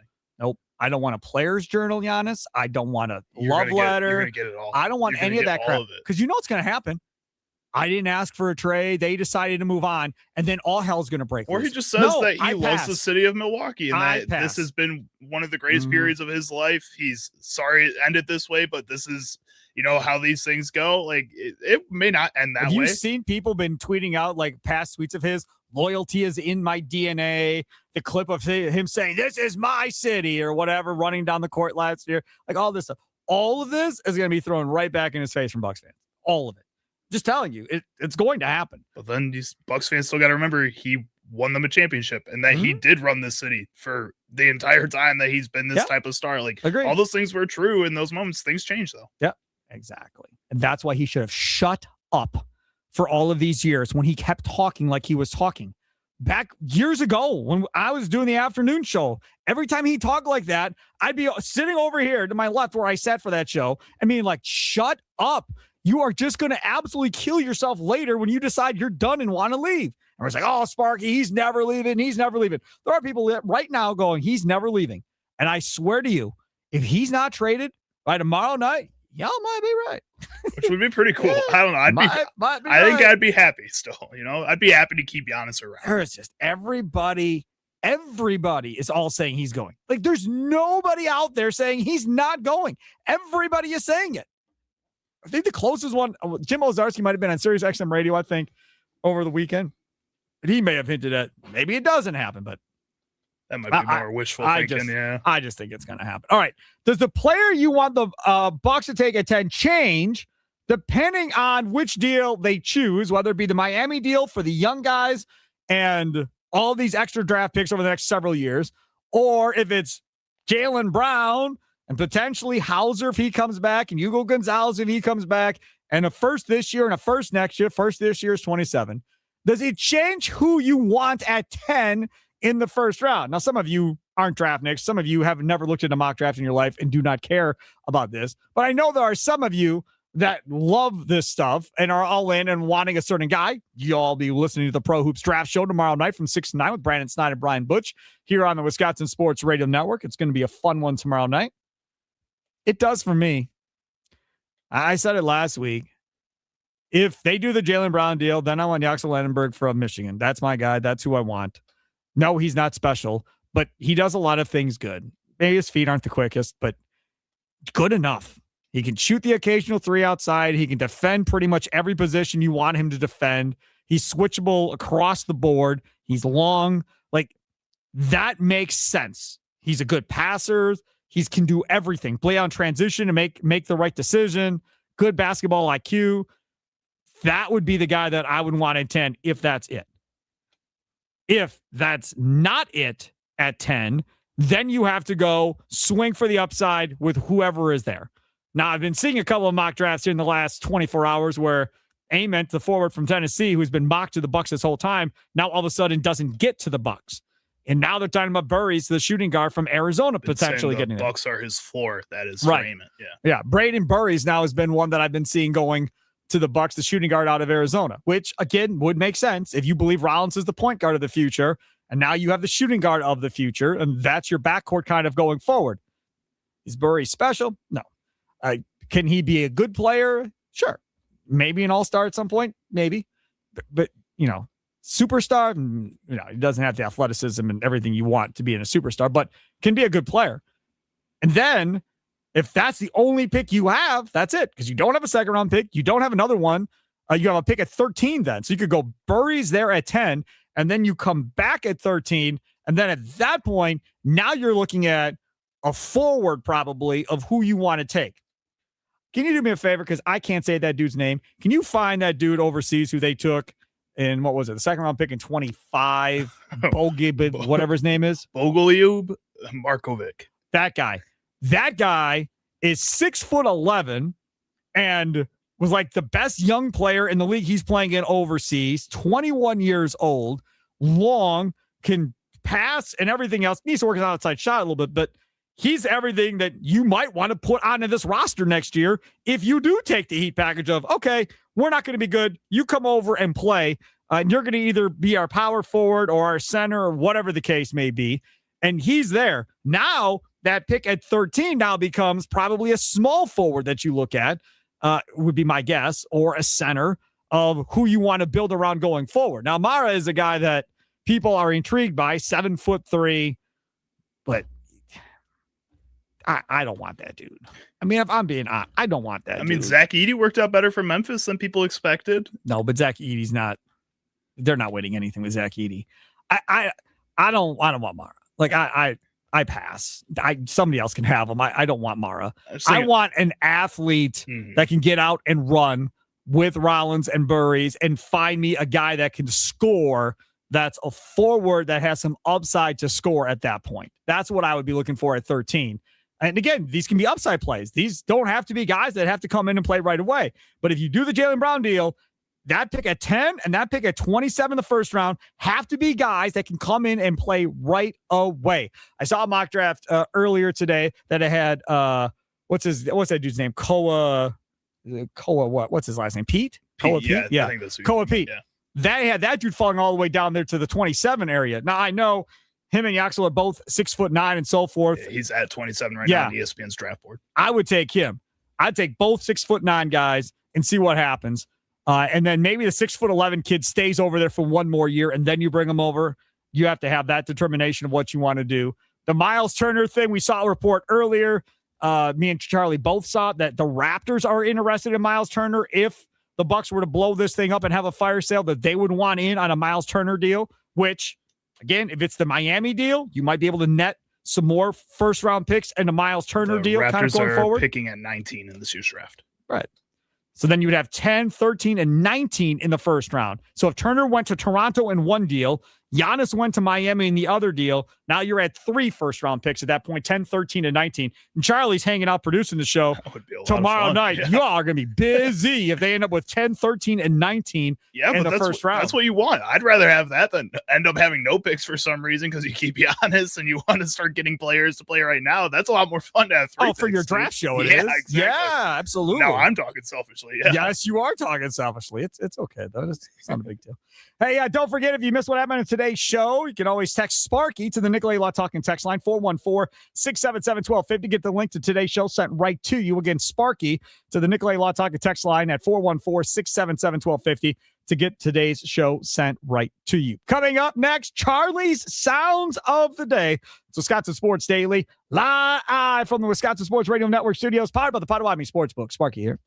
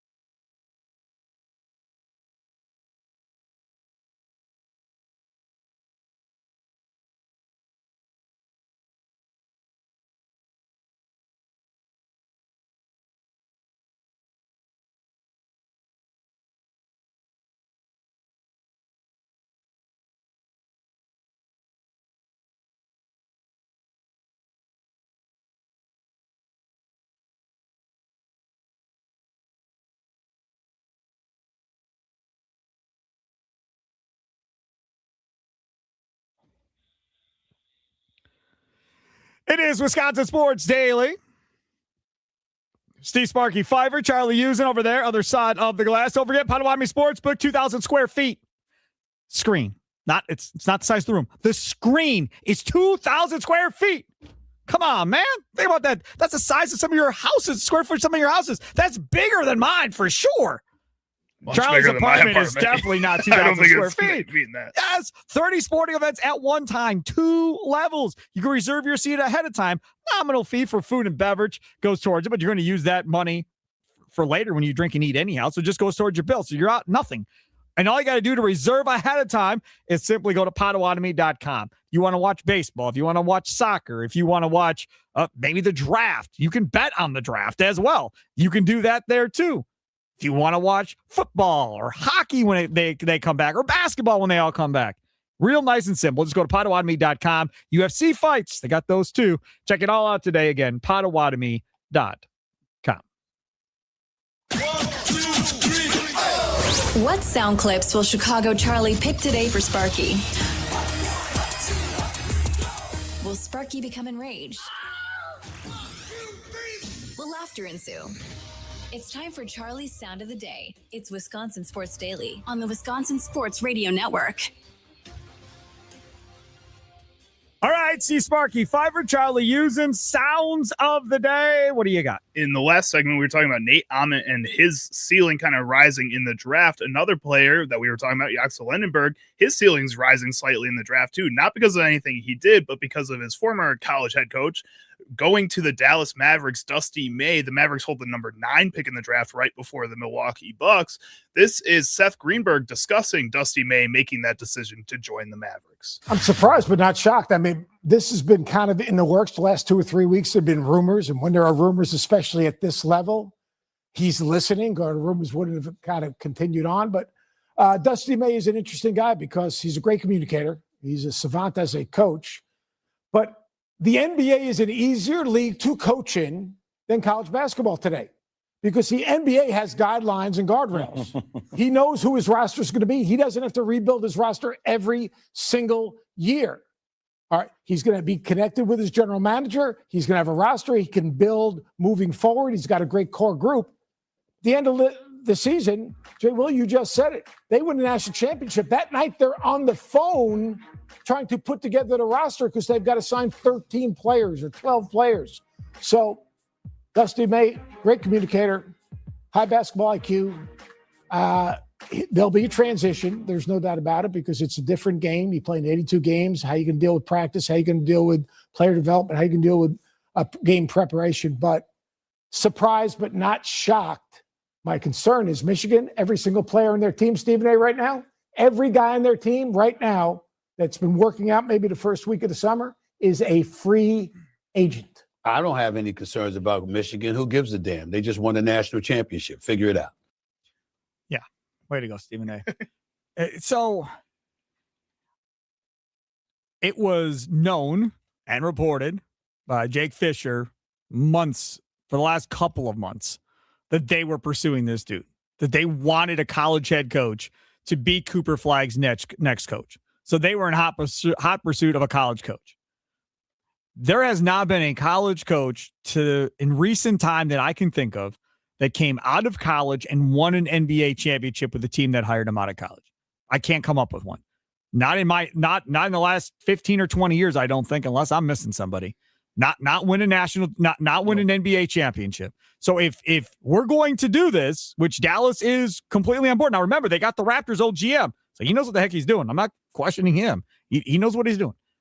But this is a big gamble for them to see how this all works out. If I was going to do this, I'd give me Cooper Flagg's college head coach. I don't need Dusty May. Bring me his college head coach who's worked with Cooper Flagg and knows him. I'm not saying Dusty May can't win in the NBA. Maybe he can. Dusty May, meet Kyrie. Kyrie, meet Dusty May. Good luck. For those of you that say, oh, the NBA is so much easier. Man, the egos and everything else that goes along with this, and then the groupies that roll along with these guys and so forth. Yes, you don't have NIL. Yes, you don't have all this other stuff going on, but it's a whole different world in the NBA than it is in the NCAA. A lot bigger ego. So the last 10 coaches to go from college to the NBA in the last 30 years, John Beilein went 14-40, didn't even make it through a whole season. Billy Donovan, 469, 413. Brad Stevens, 354, 282. Fred Hoiberg was fired after a losing record. Reggie Theus was fired after a losing record. Mike Montgomery was fired after a losing record. All these other guys were just fired. Rick Pitino went back to college. John Calipari went back to college after. And Calipari's always wanted to come back to prove that he could coach in the NBA. Nobody's ever given him a shot again. All right, what else you got? Next up here, we're going to hear from the NBC Bay Area station where they were playing the Giants game. And then we're also going to hear from Tony Vitello afterwards after Rafael Devers waved off a pinch runner. And let's see if the Giants do send Jonah Cox out there. They're gonna. Great at bat. 0-2 to 3-2 to walk. And Devers is trying to send Cox back to the dugout. Not happy.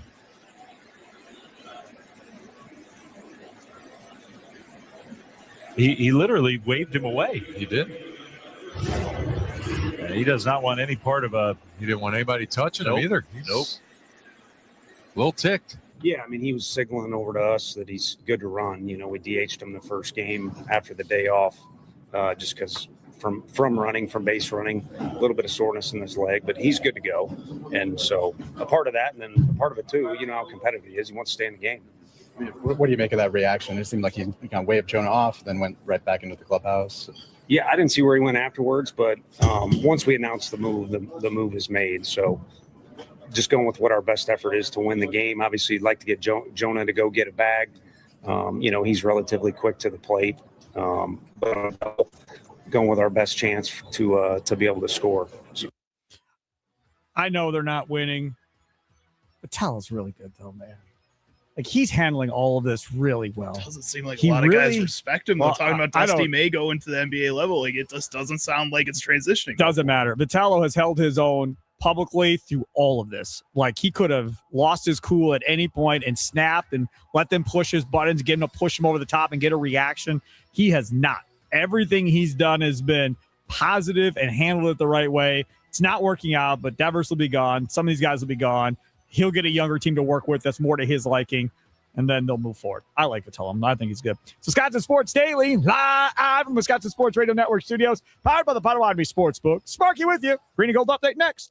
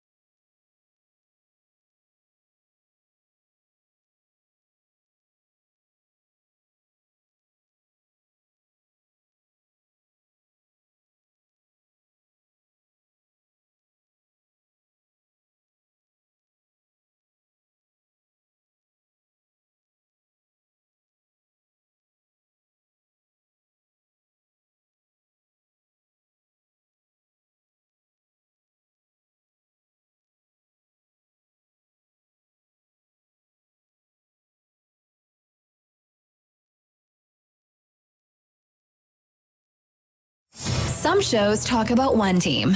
Other shows barely talk sports. This show will talk Packers, Brewers, and Bucks. Every day. It's Wisconsin Sports Daily with Steve Sparky Pfeiffer on the Wisconsin Sports Radio Network.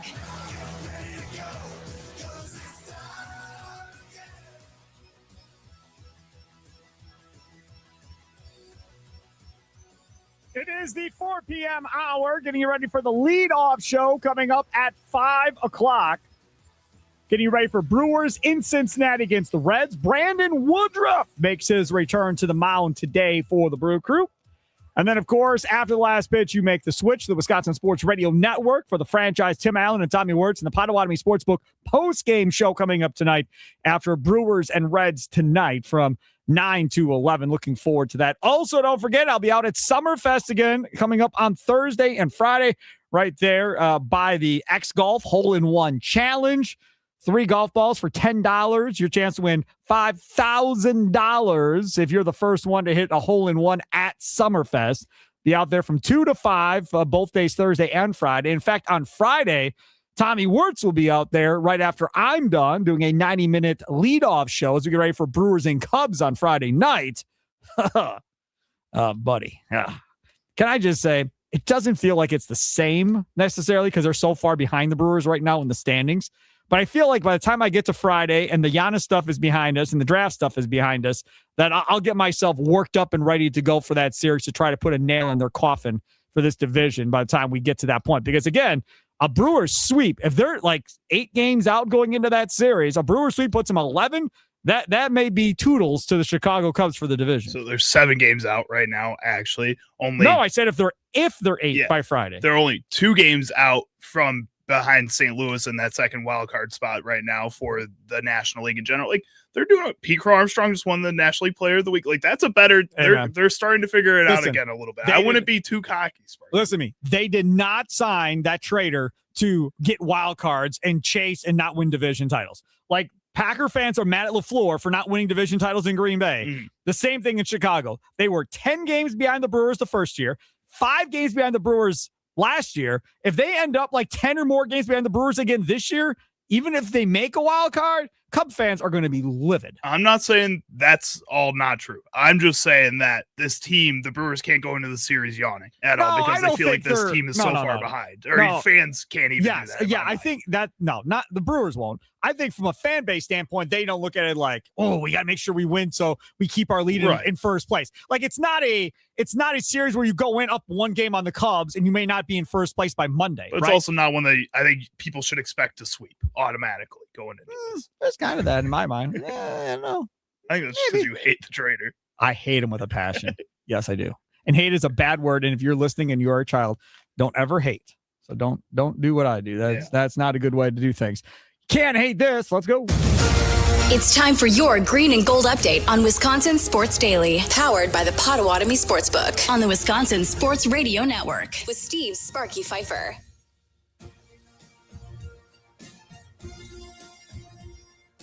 All right, green and gold update time. We'll get back to the Bucks coming up in the next segment. And then things Sparky missed coming up in the last segment at 4:40.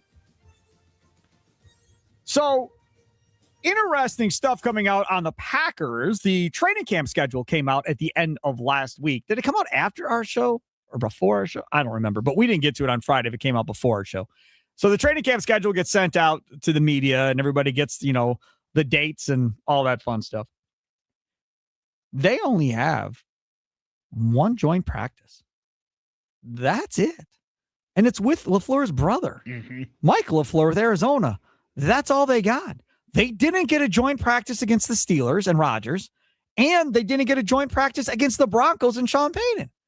I think both of those, to some degree, draw in distractions. And Matt Fleur had mentioned that a few weeks ago when he was doing one of his press conferences. He'd said that the easiest way to go about planning this is, A, with the person that he knows best, which is his brother, so they can make it as easy as possible. When you bring Rodgers in, that just brings distractions into this training camp, and you don't want that. And the Broncos are just a good team. You don't, again, that it's going to be 2 competitive sides. That leads to fights a lot of the times when they do these training camps. Matt Fleur is all about no distractions during this time. So you want to hear something funny? Sure. 28 teams are having joint practices this year. the teams that are having no joint practices, the Lions, Mr. I want competition. I want to bite their kneecaps. Dan Campbell said, I'm good. He doesn't want people to know what's coming. They got a new offense. Don't want to do this anymore. He's trying to be sneaky. He's out. Sparky. Andy Reid and the Chiefs coming off of a disappointing season. He's got nothing. And the Steelers have none, and the Broncos have none. So this is not the Steelers saying, we'll do joint practices, just not with you. No. This isn't Sean Payne and the Broncos going, we'll do joint practices, just not with you. They've elected not to do it at all, which is interesting to me because for the last several years, majority of these coaches say they like the joint practices more than they like the preseason games because you can get better work one-on-ones for longer stretches of time. Coach, if you needed to, longer stretches of time, true competition. So you're not banging your head against each other all the time in practice. You're ones against your ones. So you get that, and it's highly competitive. And they thought that was good. Now is a trend going to reverse? And now we're going to start having teams not even doing joint practices anymore? Because if you're the Lions, the Chiefs, the Broncos, or the Steelers, your ones get nobody unless you're playing them in preseason games. Rodgers isn't playing preseason games. So unless you're playing them in preseason against the other team's ones, you are not going to have that competitiveness at all until week 1 of the NFL season. Maybe I'm crazy. I think that's a bad move. I get where you're coming from, but I also think I get the viewpoint from a lot of these teams that aren't doing it. Like the Lions are a little weird. I think that is truly because they just don't want to show anything because they have a new coordinator. I feel like last year they felt like they got behind by the media talking about them all the time, especially when you have the joint practices. Things get put on a bigger stage then. Even though it's not the regular season, it's not even the preseason, it's still a bigger stage than just practice. I think with the Chiefs and the Broncos, they both ended the season last year so injured that I think they're just going to want to spend a lot of time making sure guys are getting up to health. And when you have these joint practices, that only brings in more cause for risk.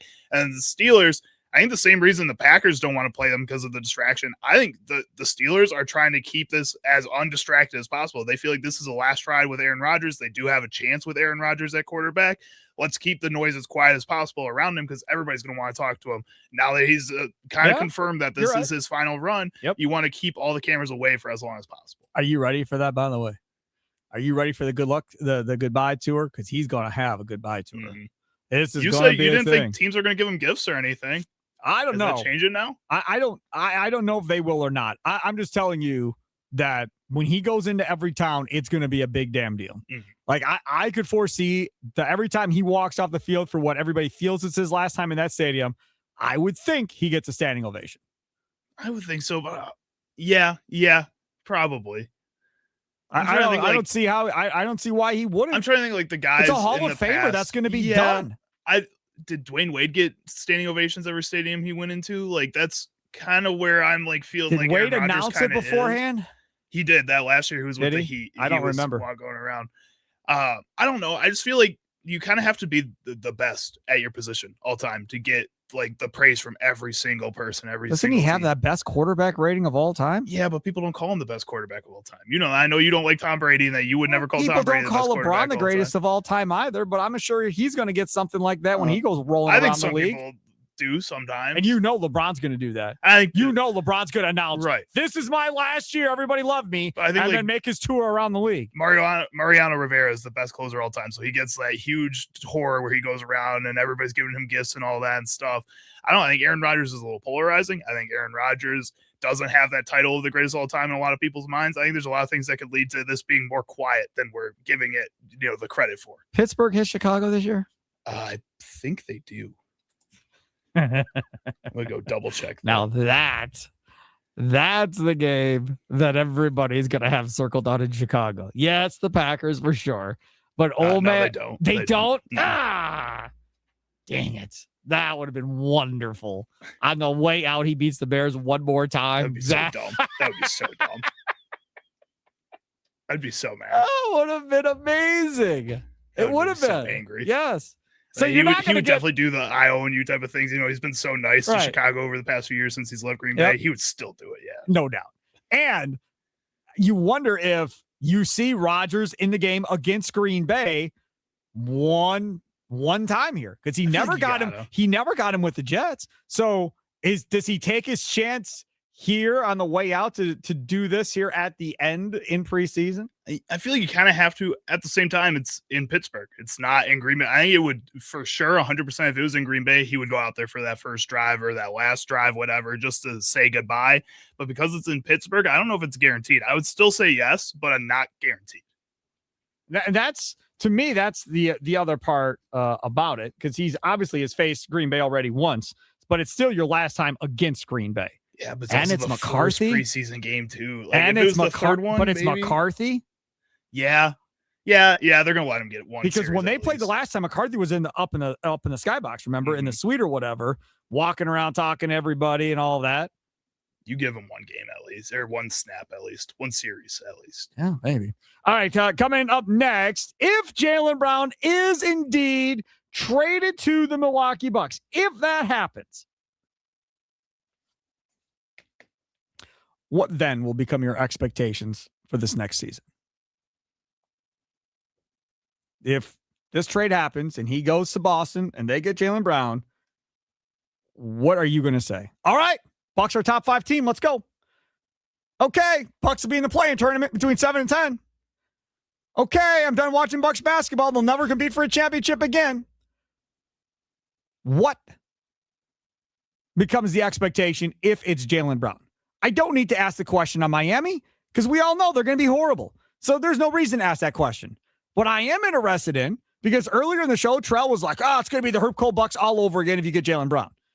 And we've had other callers calling it. And I quickly pointed out to everybody, they've never had a guy with the Bucks under Herb Cole, to the best of my knowledge, that ever averaged close to 29 points. Ray didn't, Glenn didn't, Tim Thomas didn't, Michael Redd didn't, Bogut didn't. Like that whole run there, they did not have that score that was capable of doing that. They never had that guy. I could argue that if they had Jaylen Brown with Ray Allen and with Glenn, maybe. But again, that's the same position, so you couldn't have him with those two.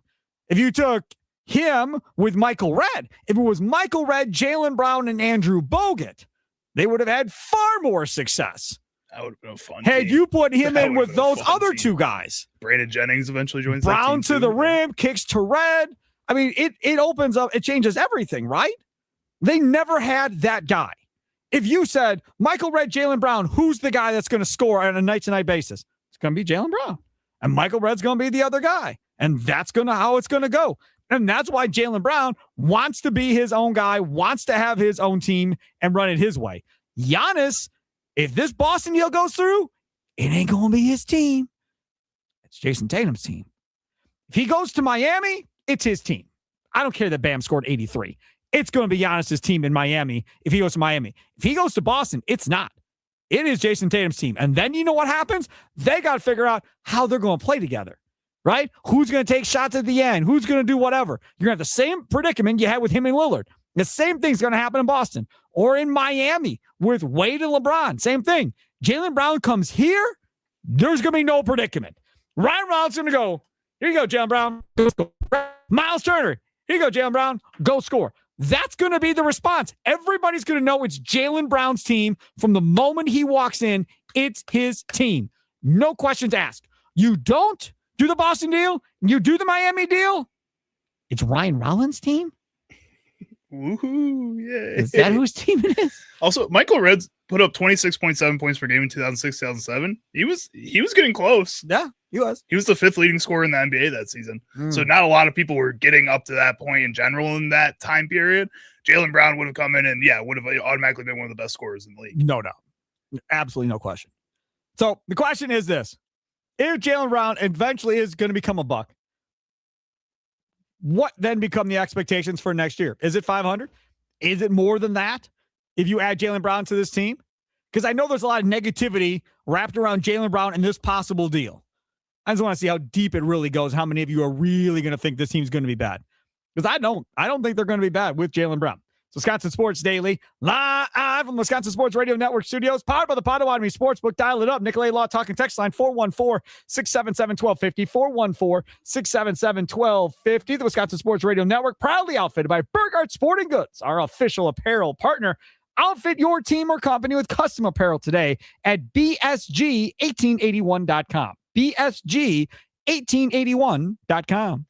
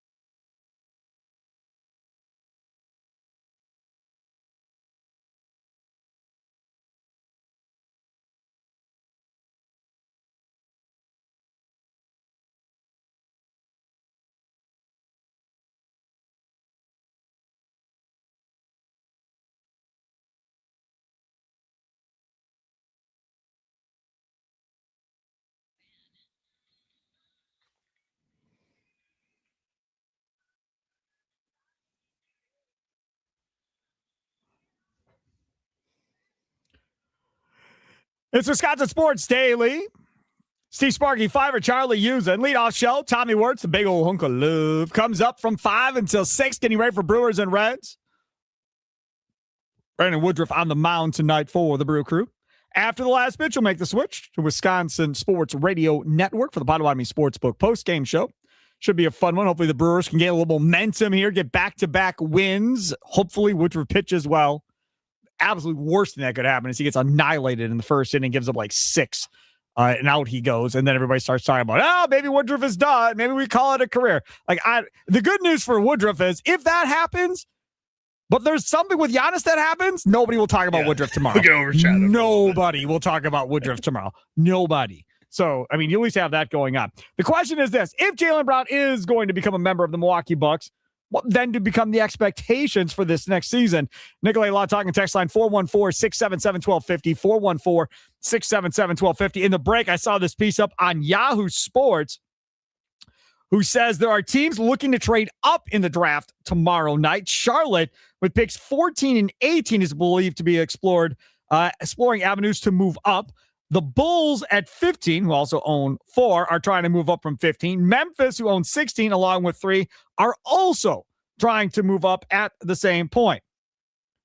Now, as Charlie and I were talking about off the air, if 14 and 18 gets you 10, even if you have to give up something else in the future, and you make the Jaylen Brown deal, but now you slide down and can add 2 players at 14 and 18 plus at 27 with the Celtics. Now you add 3 first-round picks to that roster to go along with everything else that you have.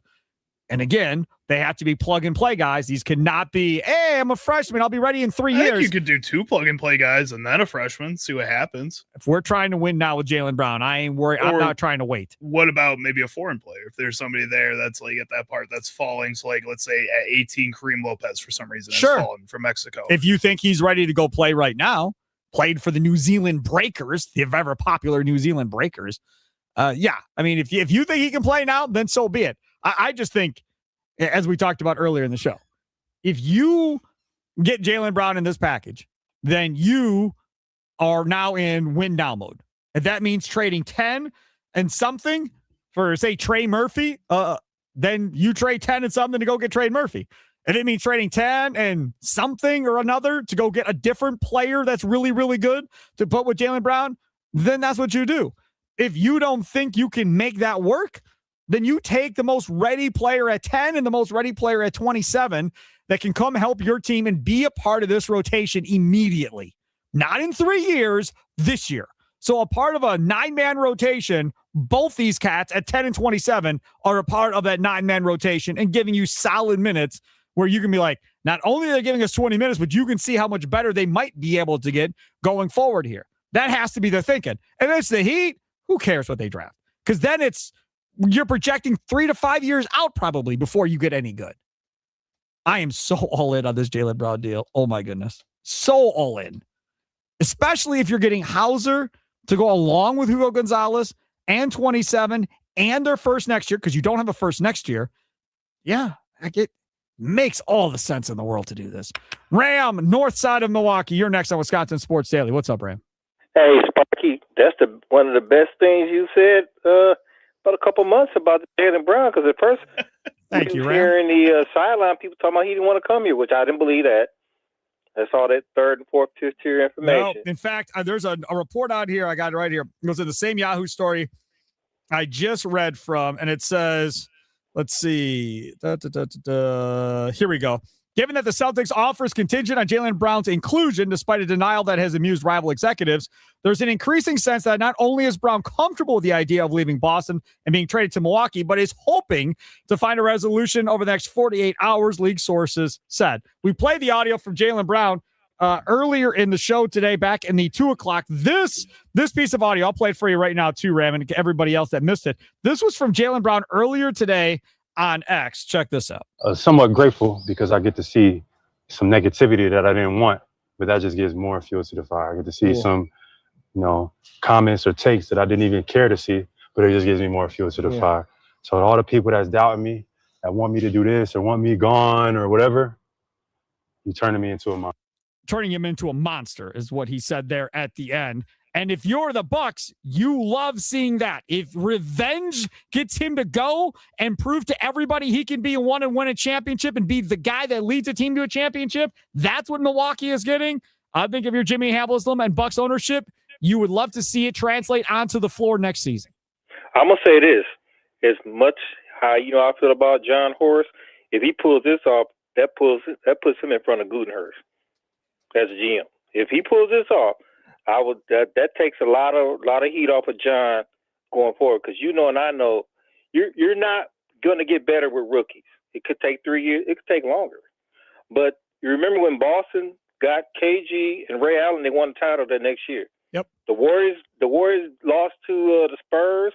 The next year they made some moves, got Bogut, they won next year. So you got to have veterans to win. Rookies are not helping you win nothing. So for the Bucks' sake, I like the idea. I was hoping that it was different, like, when I heard today and some stuff I was reading. But, and last thing I say this, Sparky, if they pull this off, the last time they ever got a guard that was impact was Ray Allen. Think about that. So we talking about at the guard position now, because the Bucks kind of shifted over to forward. But the last time they really had a guard that could really punch it in was Ray Allen. What about Michael Redd? I put him there. I put him there. Yeah. Yeah, he didn't have the benefit of getting enough help around him. But, correct. Yeah, but other than that, we haven't really been in the guard market for a minute. Nope. No, you haven't. Thanks for the call, Ram. No, you really haven't been in the guard market. And that's all part of it. What if, I'm going to dream now for a second, what if the Thunder swoop in here in the last hour and offer up Jalen Williams and a bunch of draft picks? Maybe. I don't know. I'm not completely sold on Jalen Williams either. I think he's benefited a lot from being. Giannis doesn't want to go to the West. No, but he'd be playing with SGA? Shea. Yeah, come on. Can't really turn that down. And maybe the Thunder would be willing to do that trade just because they think, one more championship in these 3-year span would be worth it. That if he doesn't want to re-sign, he'll just come and play here for a year, and then whatever, we'll deal with it when it gets past that. But we get one more championship with 2 former MVPs and the current MVP. That's a pretty good deal. I think the Thunder would be interested. I just don't think Giannis would be as interested. I do not want Chet Holmgren, however. You can keep Chet Holmgren. That's going to be their offering. I know it is. I said I'm going to dream is what I said, I believe. I said I'm going to dream for a second here. And that's exactly what I said. Let's see. 920. Doesn't Jaylen Brown not want to be in Milwaukee, so why trade for him? No, that's not true. Mark Spears reported that last week, and we talked about it last week on the show. Brian Windhorst earlier today, let me see if I can find it exactly. Brian Windhorst earlier today on ESPN was asked that exact question about Jaylen Brown. Would he be happy in Milwaukee? Would it work out at the end of the day? And pretty much it sounds like, here it is, quote, Jaylen Brown is accepting this and realizing this is a chance to turn the page in his career, and then he may be getting his own team, which is something that he has thought about for some time, end quote. And he's going to get paid no matter where he goes. So making $67 million. And he's got a chance to extend 2 years at like 139 coming up in July. So he's got 3 years left on his deal. If they give him the 2 at 139, that means he's got 5 years in Milwaukee, lock, stock, and barrel between like $60 and like $75 million a year, something crazy like that. It's going to be over the course of 5 years. Upset with that, man. Wow. You can be upset with anything, no matter how much money you make. That doesn't mean anything. Anything. It just makes it a little harder to be upset about. But see, this is the other thing too, right? If you're the Bucks, if you believe he can be your one, because essentially what we're talking about here is James Harden to a degree, where he wanted to be in one and be his own guy, knew it would never happen with Durant and Westbrook. So screw this. I want to go be my own guy and lead a team, right? And then he went and did, never won championship, but showed he could be that guy. Assists, triple doubles, all that stuff, showed he could be that guy. So now Jaylen Brown is looking at this going, I want to go be my guy, and I want to lead a championship like Giannis did with Milwaukee. I want to do it. There's one thing you can't say about Bucks ownership. You can't say they won't spend money. They have shown that over and over again. Jimmy Haslam has never been accused of being a cheapskate and not spending money, paying dumb money to Deshaun Watson not to play right now. So that is not his deal. He'll spend he'll spend forever. He likes Wesley Edens has been right. Wesley Edens has been spending a ton of money this entire time, and so has Jamie Dinan and the rest of these guys. So from that perspective, they're going to spend money. They're going to put it all in to win a championship. Wes Edens has been a part of winning a championship, so that pedigree is there. This isn't coming into a situation where the Bucks have been horrible for 40 years and you question whether or not the ownership wants to win. For instance, if this was the Brewers situation and you're like, okay, well, if we get close, are you going to help? Because right now the answer is no, they're not. As we sit right now, the last couple of years, they haven't helped. So if we get there, are you going to help push us over the top? And that's been the question on Mark now for the last several years. They have not done it. Will they do it this year? We hope and pray that they do it this year. But we're also not going to be shocked if they don't. No, not at all. But from the Bucks' perspective, they've done it over and over and over. So if you're Jaylen Brown looking at this and going, I want to win a ring on my own and be that guy, they showed you they were willing to go over and over and over again trying to help Giannis get there. Why wouldn't they do the same thing for you if you're all in like Giannis was? I think that's a huge selling point if you're the Bucks when you're talking to Jaylen Brown. That you kind of have to trust that he's going to be all in too. If you're the Bucks, you can't go into this kind of jaded after all this Giannis stuff over the past few years. You have to go in and you kind of have to trust blindly right away that he's going to come in and say, hey, yeah, I'm willing to take on that role. I'm willing to be that guy for this team and help you guys get back to where you were 5 years ago.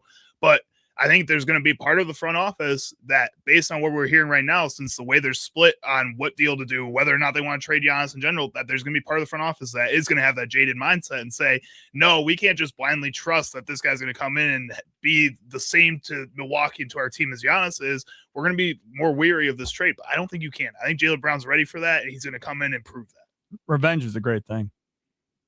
I know that's something else you don't want people to have is revenge, but in this case, to be motivated that your team doesn't want you, that your team doesn't think that they can win another championship with you, that they think you and not Tatum is the reason they're not going to be able to win another championship, you don't think that's motivational? Who knows what they're talking about in Boston on Sports Talk Radio there. They're bad-mouthing him. I bet you money he knows all about what's being said about him there too. And all those Boston Celtics fans running their yaps on X. Mm-hmm. I will say this. There are a lot of Boston Celtics fans that do not want this to happen.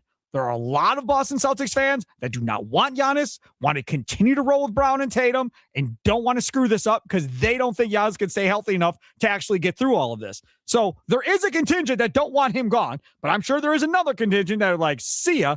And it's been pointed out, this is the second time they've tried to move him. They tried to move him for KD a couple years ago, and now here we go again, trying to move him for Giannis.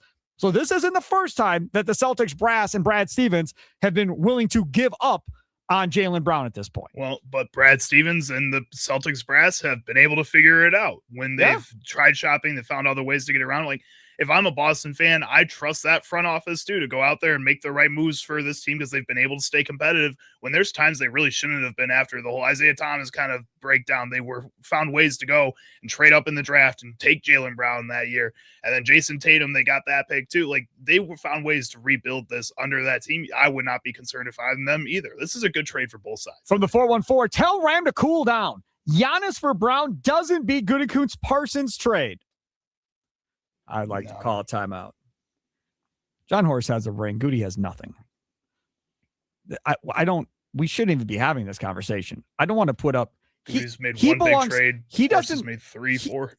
He doesn't belong in the conversation with Matt Arnold or with Goody. If we're being honest, neither one of those other two have got to the mountaintop and won. He did. And you could say, well, Giannis won it. Say what you want, but he had to go get the pieces to put around him. I mean, if what was left, Middleton was the only one left. He had to go find everybody else. That was him. He was the one that fired Kidd. He was the one that hired Bud. That whole thing. He could have fired Bud previous to that championship run. Bud never would have been there, and who knows if they ever win the thing. Was there luck involved? Sure, there was luck involved. I'm not stupid. I know there was luck involved in that championship run. But either way, it's got a championship ring. The other two have nothing. So, to me, I don't think it's even fair to be comparing general managers. You could say, Goody's a better drafter. Well, sure. But it's a completely different bag of apples here that we're talking about. And like we've talked about over the past couple of years, is Goody really that much of a better drafter? Like, he's had his moments where he's had duds of drafts too. Yeah, but he's had a lot more good picks than Horst. But again, Horst hasn't been set up. Had good picks. Horst hasn't had anything significant where he could do anything. The one time he has had a good pick, meaning, in the middle of the first round, he took DiVincenzo, who did not suck, right? He took the guy that was there that they needed at that point. From the 920, what do you think of Brown and Pritchard? versus, say, Brown and Hauser at the end of the day. Sure. I don't like playing against Payne Pritchard at all. Just like I didn't like playing against Dellavedova. I didn't like playing against some of these other guys that the Bucks ended up getting at the end of the day. So if it's Payne Pritchard, fine. I think the Hauser thing fits a little bit better because it gives you a forward that can stretch the floor and shoot a little bit. Green then, though, right? Like AJ Green can't be part of the rotation anymore if Ah, you're getting the same Charlie. exact player. We can't not Shut have up, sorry. You know AJ that's Green. Oh, my light's gonna end. Not that. Anything but that. Stop. That's still a lot of money to move. Is my point. Like that's going to be harder to move than I think Miles Turner. Maybe. What's he making? Like $9 million? That's you were freaking out about that contract last year. I said I don't think he was worth it, just like I didn't think Connaughton was worth it. And when Connaughton got paid, everybody's like, in 3-4 years, that's not even much. And really, if you think about it, Jaylen Brown's been making $60 to $70 million a year, so $9 million is not much to move around the NBA. It's just not a lot of money. It's still a player that like they kept Pat Connaughton for so long. Yeah, maybe because he was a fan favorite, but also because I don't think they could move him until they had to move him. Yeah. Okay. Let's talk about our friends over there at Wendy's. The Banana Frosty Swirl is the perfect treat from Wendy's minion friends. They created the banana cream sauce with real banana. The flavor is like a classic banana cream pie or pudding and pairs perfectly with the Wendy's Vanilla Frosty, or you can do what I did and got it with the chocolate Frosty. Your choice. You can pick either way that you'd like to go with it.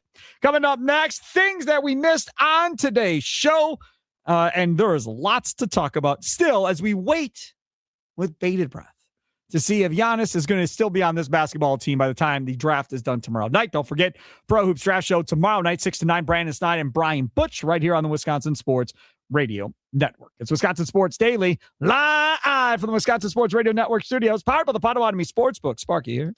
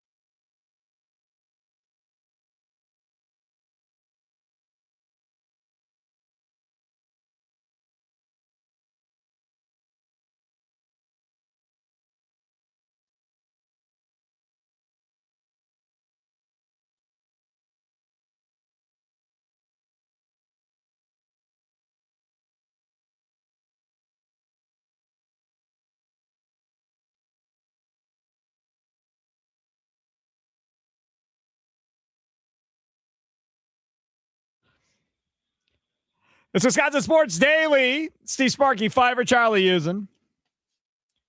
Habish, and Rotier, baby.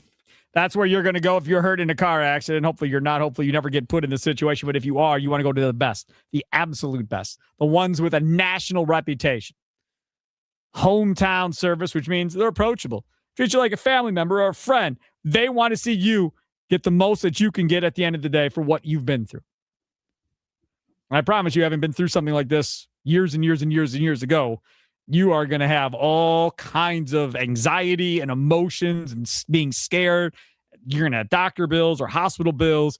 Your car's probably totaled like mine was. Try to figure out how you're going to get another car. Like, there's a lot that goes on all at one time. It can get very overwhelming. That's when you have to go to these guys and let them help you get through the process. Habish, and Rotier, 13 locations across the state. They're listening in Wausau. They're there. Green Bay, Appleton, Madison. They're in all those locations, plus all over southeastern Wisconsin. Check them out online. Habish, and Rotier. National reputation. Hometown service. That hometown service is the biggest part for you and me at the end of the day. Check them out online again at habish.com. What story did Sparky miss talking about today on Wisconsin Sports Daily? Don't you worry. Sparky's got you covered now.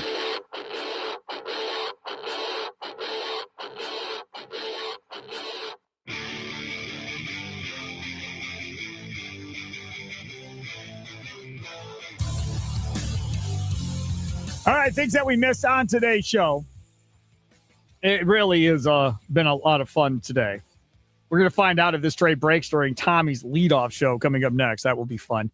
Earlier today on Run It Back, DeMarcus Cousins, former Milwaukee Buck, he was talking about what kind of sense it makes for the Celtics to trade for Giannis. It's a little weird to me, and the reason I say that is when you think about the roster build out of the Celtics right now, they have more of a championship window with Jaylen Brown, Jason Tatum moving forward. So you look at them, now offering a younger asset in Jaylen Brown for Giannis.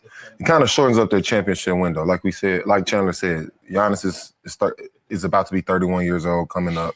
So obviously, his prime is coming to a close. So when you think about it from that standpoint, it doesn't quite make sense when, with the way they're built now, they're still a championship contending team. So obviously Giannis is an extreme talent. He's going to make any team he joins better. But as far as that part and figuring out how long of a championship window the Celtics are looking for, I don't quite understand, why they would go all in as far as, a guy that's, coming to a close as far as his peak in the NBA. Yeah. Hey, can I ask you a question? How old is Kevin Durant? I'm curious. How old is Kevin Durant? Google it. We're just going to do a couple players. I'm just curious because he said career's pretty much over at 31. So I'm just curious. Kevin Durant is currently 37. 37 doesn't suck. No. Steph Curry. You read my mind. Yeah, Steph Curry. How old is he's 38. 38. He doesn't suck. LeBron James is what, 40? 41. 41.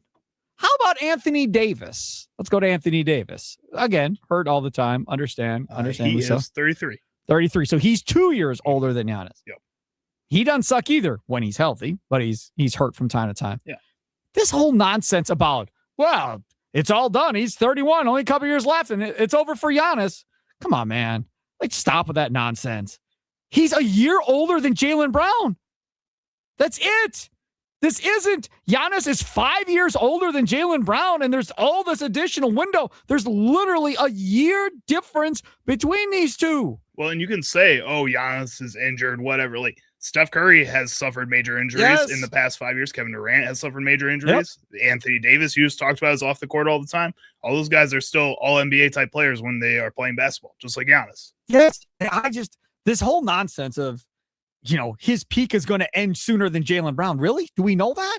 I don't think we know that. I agree with you. Wear and tear wise, he's taking a beating sure. The type of way he plays tends to have those players breaking down quicker than others. Yes. I've not heard him mention retirement at any point.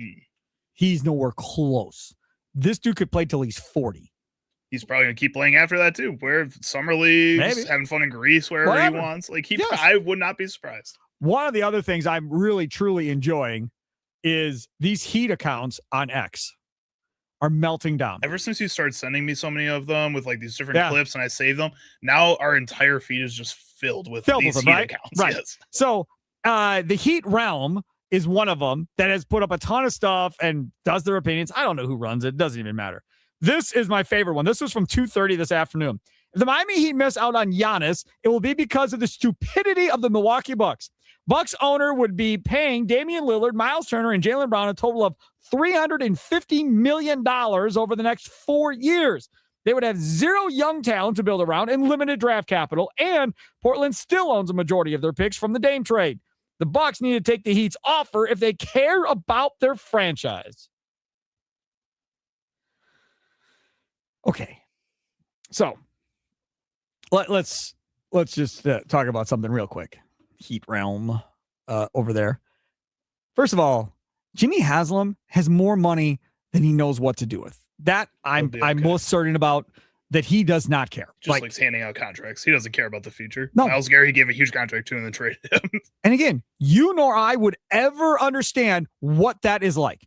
To literally, it does not matter. Because you have so much money, you can do this and still be fine at the end of the day. And I'm not saying Wes Edens has Jimmy Haslam money, but he ain't broke. He can help out a little bit. So and you get the revenue coming in from the NBA and all this other stuff. So they will be fine. Don't worry about Bucks ownership and doing that. But if I went over there to the Miami Heat and said, hey man, tell you what, let's do a deal where we give you Bobby Portis and Kyle Kuzma and Ryan Rollins and some of our picks, and you give us Bam and Tyler Hero, what do you think they're going to say? Hell no. Probably you want to not. know why they're going to say hell no? Because they don't want to go through a rebuild and suck for the next 5 to 10 years. They don't want to go through that, right? So they're not looking at it from the Bucks perspective. They're looking at it from their own perspective of they want to compete to win a championship and their roster sucks and they know they're not close enough to do it with what they have now. So they got to figure out a way to go get a superstar because they don't have a legitimate star player on that team. Unless you consider Tyler Hero. That's on you if you do.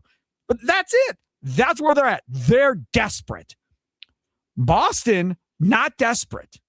Boston burning a bridge with Jaylen Brown currently, but not desperate. They've got enough with everybody healthy to go compete in the East again. Now, maybe they don't believe they can beat the Knicks another time around, but they're not desperate. The Heat, they're desperate. And there's talks on X that the Heat have pretty much told the Bucks that they need to know by tonight because otherwise they're going to pivot to Kawhi Leonard tomorrow. Okay, Good have luck. fun. Yeah. Good luck. Another guy who plays really well when he's healthy, but is an older dude who gets hurt all the time. And so what are you going to do? Brian Windhorst earlier today said that the Clippers all of a sudden are working out players between 10 and 15. They have 5.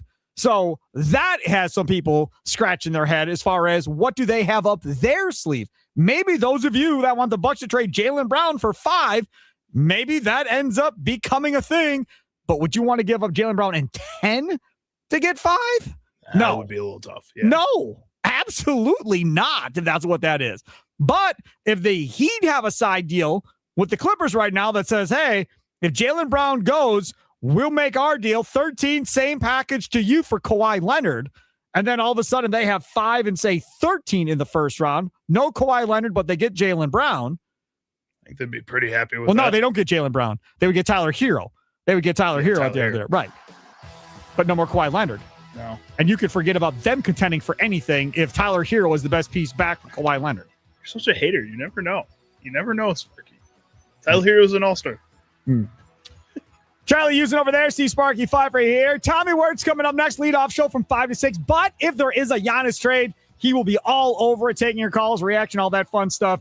And then tonight, after the last pitch, make the switch. Tim Allen and Tommy Wirtz for the Potawatomi Sportsbook post-game show after Brewers Reds. Brandon Woodruff on the mound tonight for Milwaukee in Cincinnati. That'll do it for Wisconsin Sports Daily. Live from the Wisconsin Sports Radio Network studios, powered by the Potawatomi Sportsbook. Have a good night, Wisconsin. Toodles.